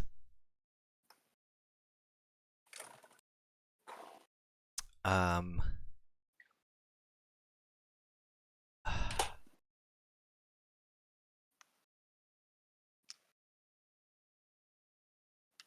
It is offended that its slumber has been disturbed.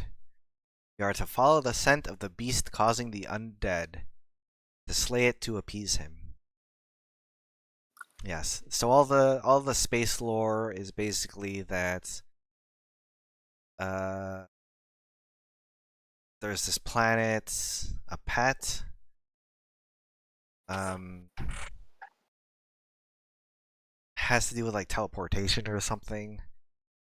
And Yeah, that so this is the second time in the campaign you've come across this knowledge of the various planets in your solar system being linked to various forms of magic, which is totally not going to keep coming up in the campaign. of course not. And uh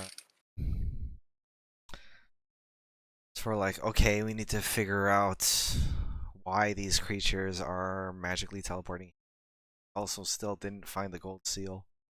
So back home we go. Um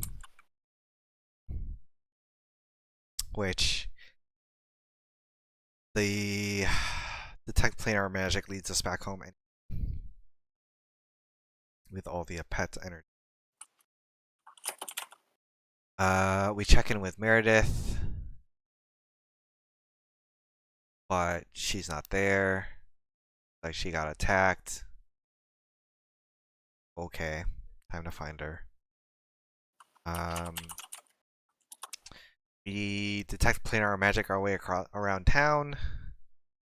Get a bunch of pings in Saxby's Manor,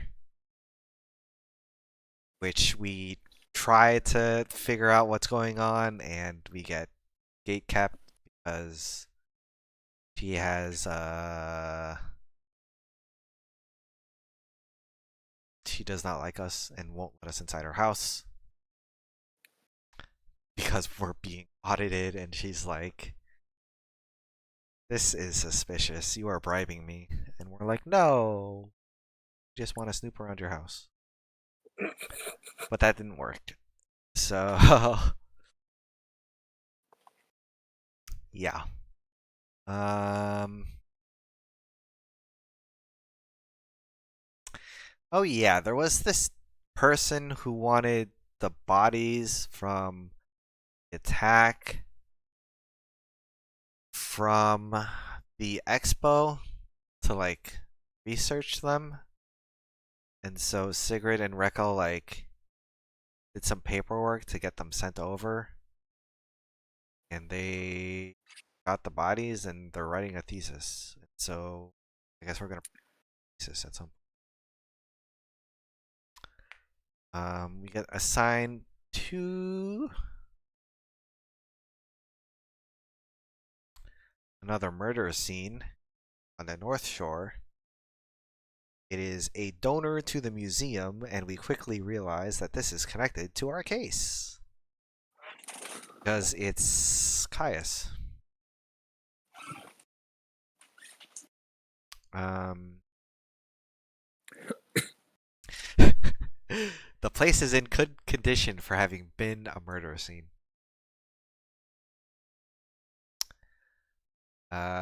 He's been dead for 2 days.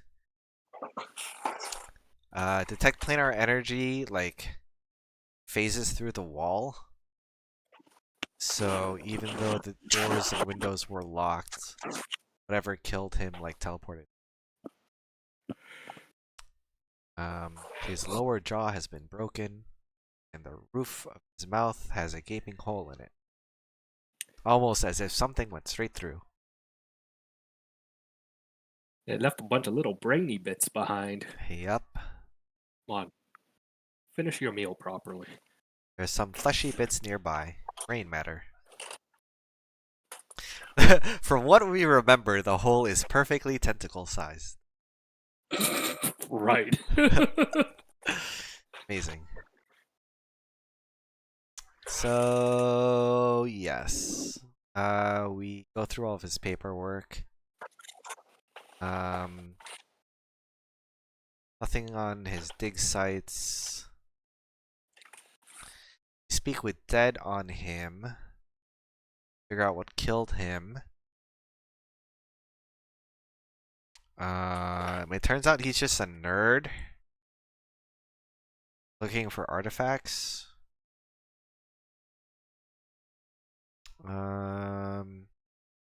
Question the staff.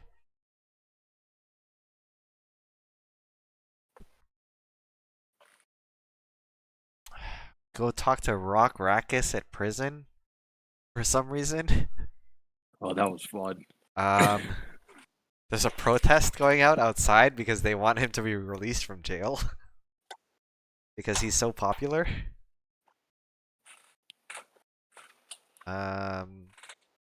Oh yes, it's the Dockers because they look up to Rock Rackus. He's gonna lead them in their unionization efforts, I guess. We ask him about Caius because apparently they met, and he did some work for them, but doesn't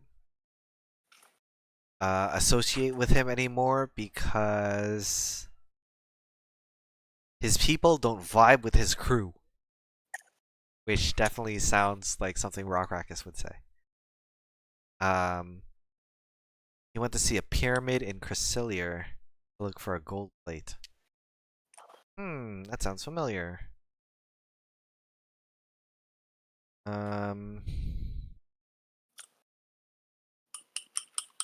Oh yeah, some of the papers that we found had a map of stuff, and one of the places was like the ziggurat that we went to. There was also another location in Burr. We're like, okay, let's go to the.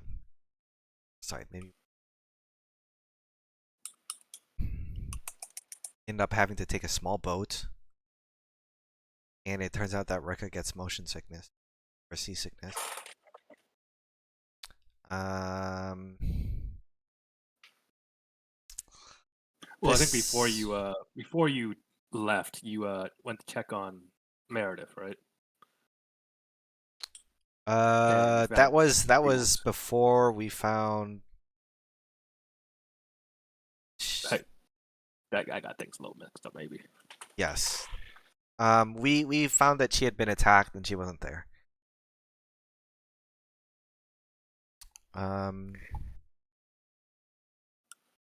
But in Burr, things are weird because there's a Missouri ship, there's a Cresselia ship, there's a pirate ship or a mercenary ship. So there was a Missouri ship, a Baron ship, and the mercenary ship was a Cresselia ship. It was a Cresselia mercenary ship. Okay.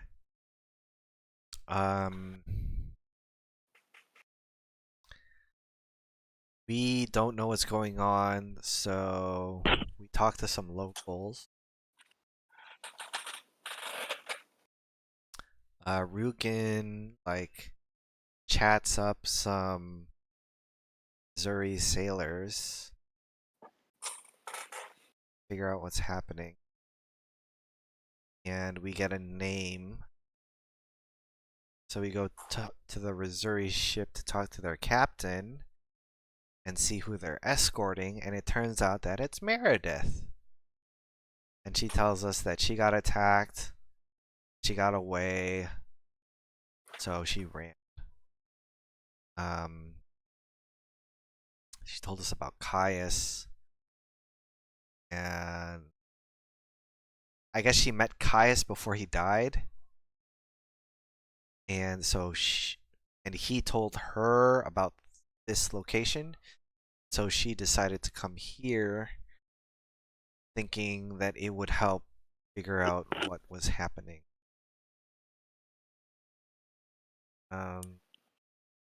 Sure, I get some weird planar energy vibes, but we're not able to figure out why. I wonder why. Meet Paco. And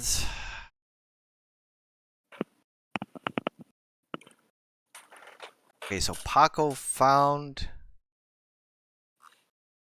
the disc, and he was gonna get it for. He was charged with retrieving it, but as soon as he found it, a bunch of mercs came. So he just wants to do his archaeology thing. The mercs are ruining everything. He just wants his cut of. He offers to help us. Tells us about the situation down there. Their stuff. You can do it. So we do it. This is another part where we could have done boat combat. Decided to just swim it out.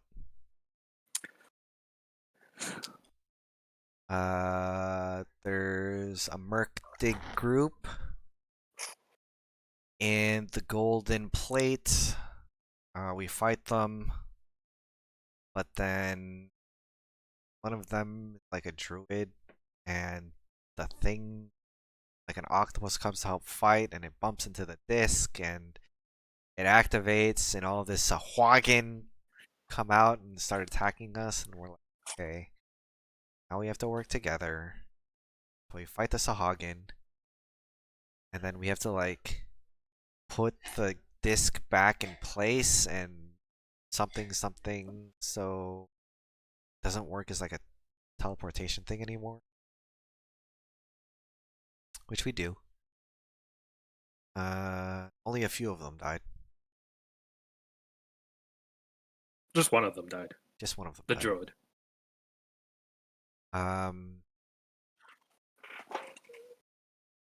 And they're like, well, this is more than we were expecting. And she's like, you don't mess with the thing so that it doesn't summon more Sahagin. Just let us go. We'll also let you go. And she offers us a letter she got from Caius as like a lead in exchange for us accepting the deal.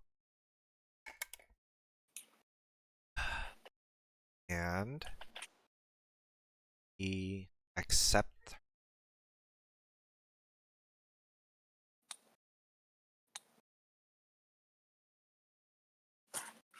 Oh yes, so the letter that they give us tells us, it shows us that Caius is kind of a sleazy womanizer. And that he has a meeting to attend to.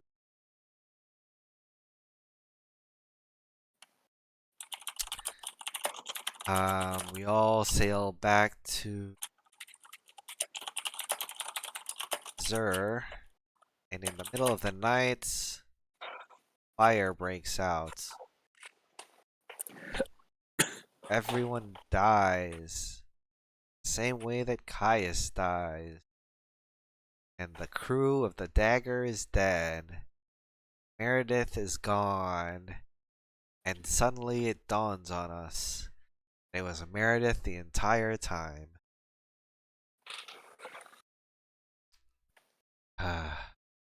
So we get back. And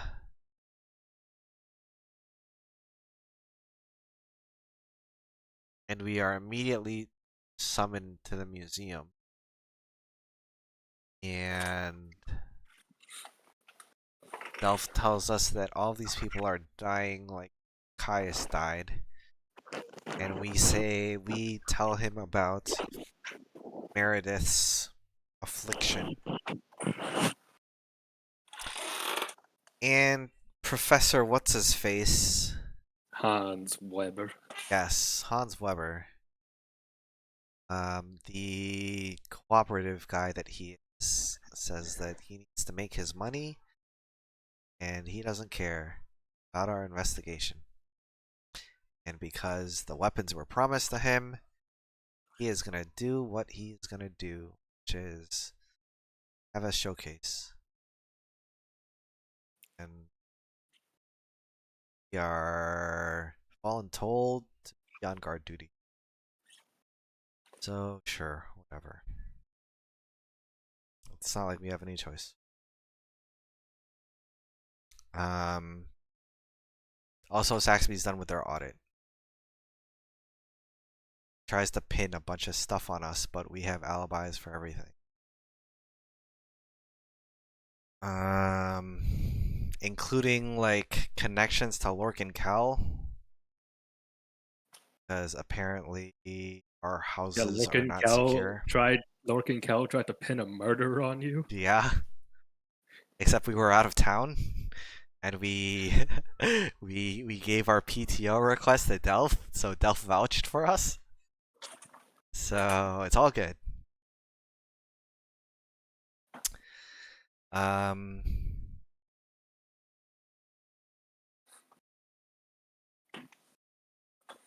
yes. So we prepped the museum,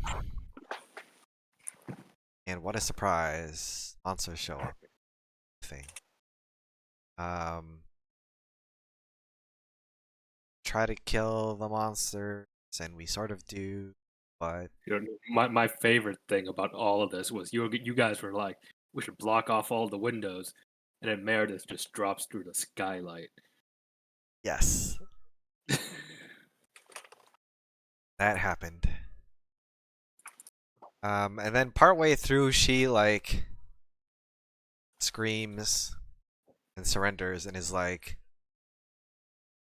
"It's watching me, possessing me. You should please arrest me." And so finish off the monsters because she stops fighting us. Evacuate everyone, and we Not that there were many people left. Thank you, Hans Weber. yes. Fat Body count 14 people or 14. something, including 14 himself. people died, including Weber. Yeah, told him so, but Weber was the first person to die. that's all that matters. Um, bring Meredith back to the constabulary. Tells us about the obscurati.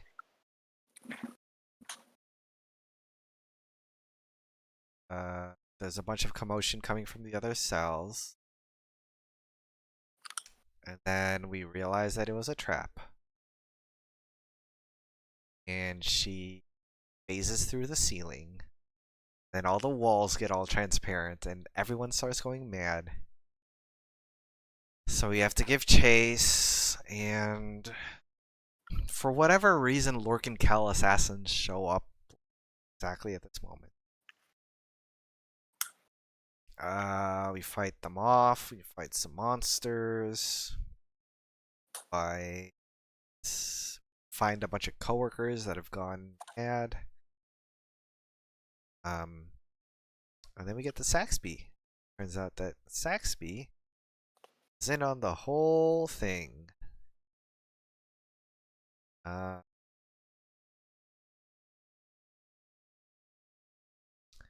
So we end up having to fight Saxby also. Arlau actually takes our side. Delft has gone mad, but we calm him down.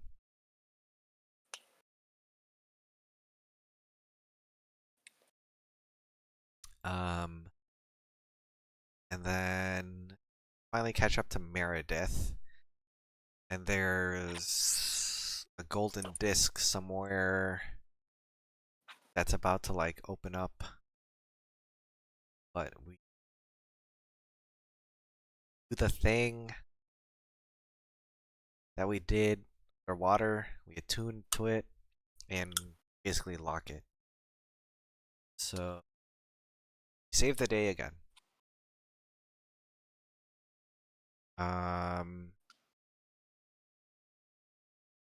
They make a cover story.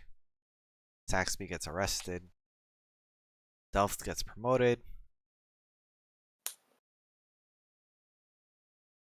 And he's like, well, now we don't know how high up this corruption goes, so we cannot do anything about. Well, we're gonna have to be the only ones to do stuff about this. So you are gonna follow up on that letter and stuff.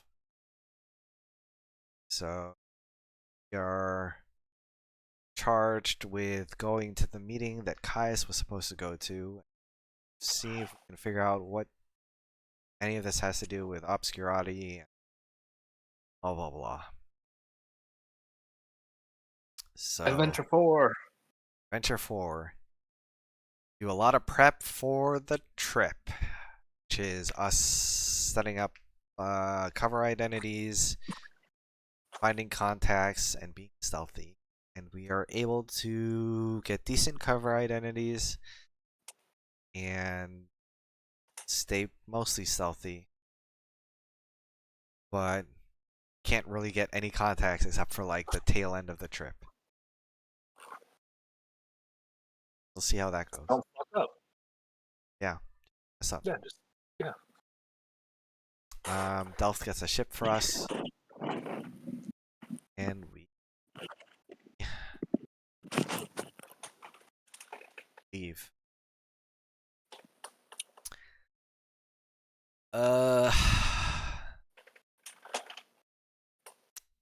Get to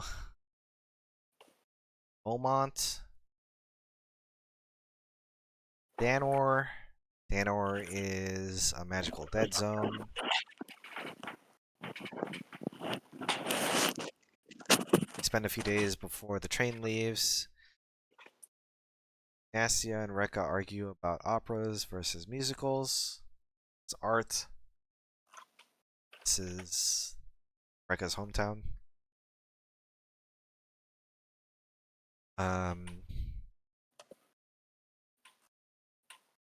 And we finally leave on the trip, and there's too many NPCs.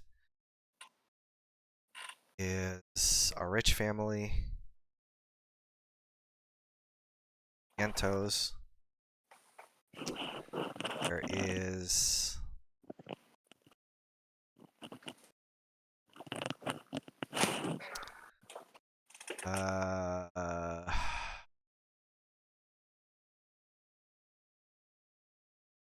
there's a womanizing tiefling.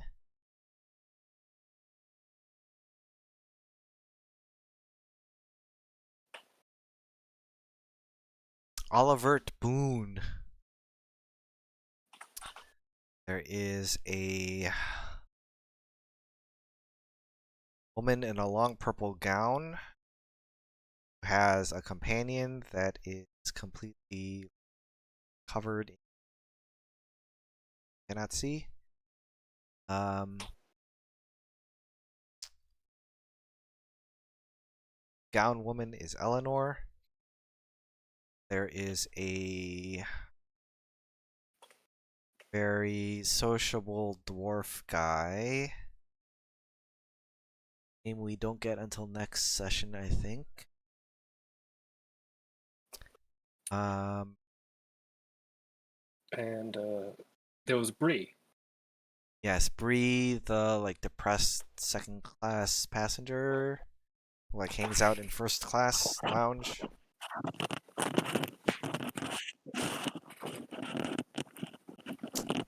She has scars on her arm.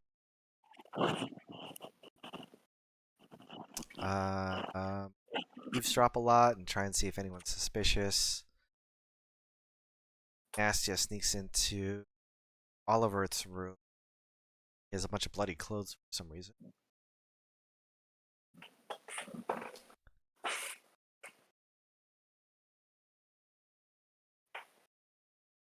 someone gets murdered, like at dinner, I think. And Uh, so I don't remember which one of you it was. I think it was Reka. But she was going down the cart and saw the dwarf come out of a car just as people began to scream that someone had just died. And as far as anyone could tell, the guy choked to death, but it was all a little less. yes, he had a picture on him of the dwarf and like a vial of It was a poisoned dagger. poison dagger that Rukin managed to figure out by like smelling the with a nat 20. Uh, we're like, okay, so Olivert is suspicious because he has bloody clothes. The dwarf is suspicious because he is the target of a hit. And the woman is obviously suspicious because she someone with her. Um And notably, Sigrid picks up on the fact that the dwarf Olivert and Bree all seem to seem know to each other. be seem to know each other, but are keeping their distance. Yes. Uh so we make it to our first stop at the capital and uh disembark for the night. Uh there are choices of what? Motel 6 and what? The fancy The hotel? nicer one, Yeah, the not Motel 6. Um the Ritz Carlton. yeah, the Ritz-Carlton, that's what it was. And everyone goes to the Ritz-Carlton except for Olivert. Goes to the Motel 6. So we split the party and Sigrid and Rukin go to the Motel 6. Shura, Nastia, and Rekka go to Carlton.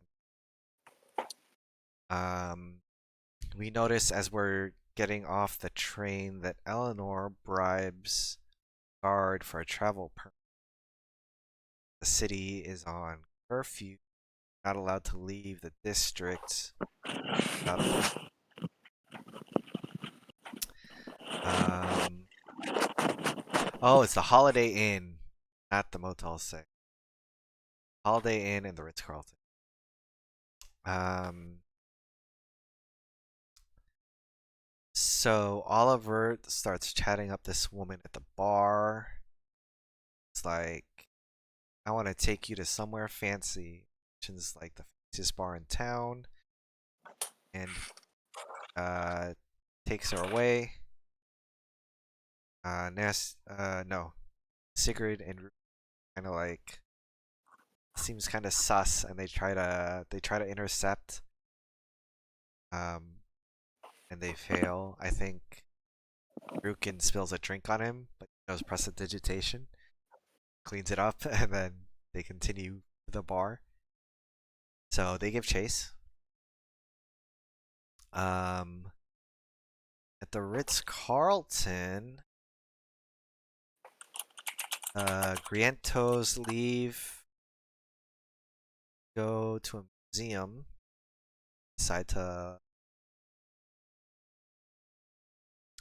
Eleanor gets her travel permit and leaves, and Astia, Shura tail her, and then Bree separately Rika tails her. So Astia and Shura follow Eleanor to a manor. Um, and we find out that Eleanor is participating in the trafficking of Eladrin, which not like. Decide to keep an eye out for her and sneak back to Carlton. Bree, on the other hand, ends up going to the very fancy bar that Olivert went. So Sigrid and Rukin kind of do the Spider-Man meme with Rekka. She shows up.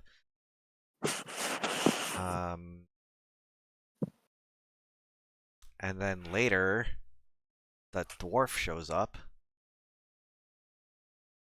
Find out his name is Verzabak. Yeah.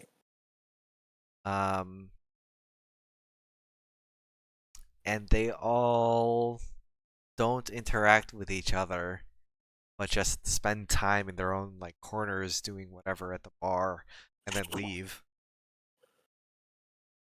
Very weird. We discuss what we all see. Oh yes, and Rekka runs into a naked guy who leapt out of the Ritz-Carlton, like second floor window. Uh-huh.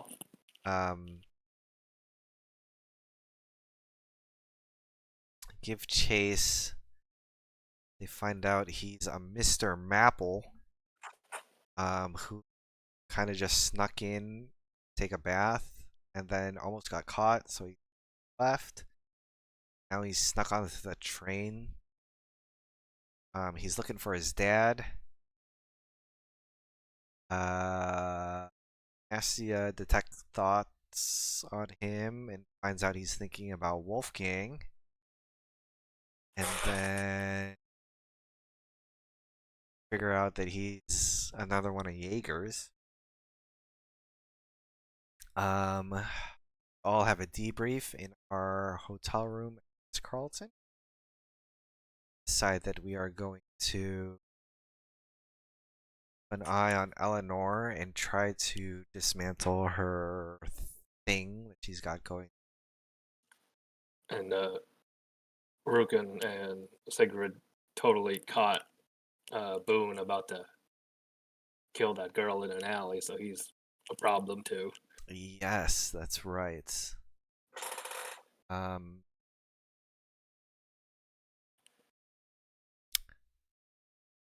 uh, there's some very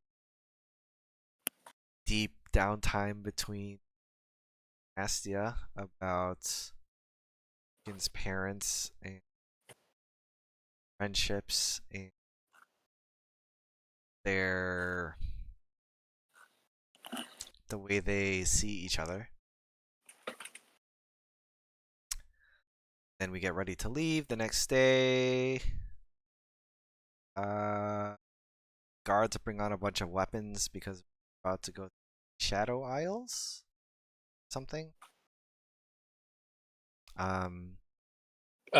So when you had first boarded the train in Beaumont, one of the guards had offered you like a chance to participate in like basically shooting at the creatures in the Malice Lands for Malice sport. Lands, yes, that's what it's called.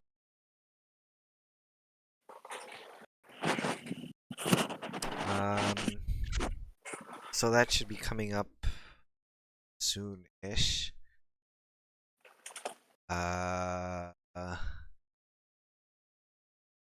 Another first class couple gets on board.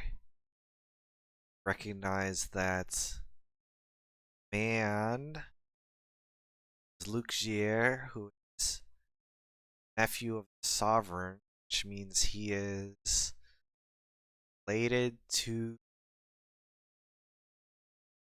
a minister who marrying the king.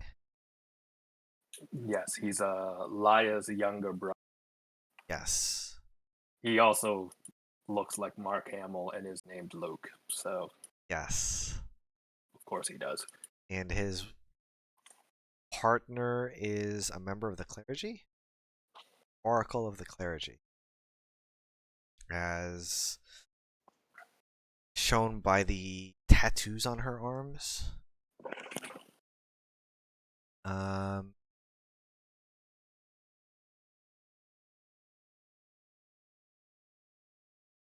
Also, she's deaf. And that's all we got. It's our first 24 sessions. What an awful number. Yeah, I hate it. It's fine. Next session, next recap, we'll start at 25 and end at 50. So honestly, I might cut these down to every 20. Yeah, this is a really dense campaign, so Yeah. It's a lot to go through. I cannot believe I used to do this every 50 sessions. God, if you even tried doing this every 50 sessions, this would be like 6 hours long. Yeah. So we'll see how long next recap is, but that's our first 4-ish adventures. 3 1/4. 3.5 in fourth. That's where we are now. And We we'll shall finally see. start playing again in 3 weeks. Yeah. See how this train ride goes.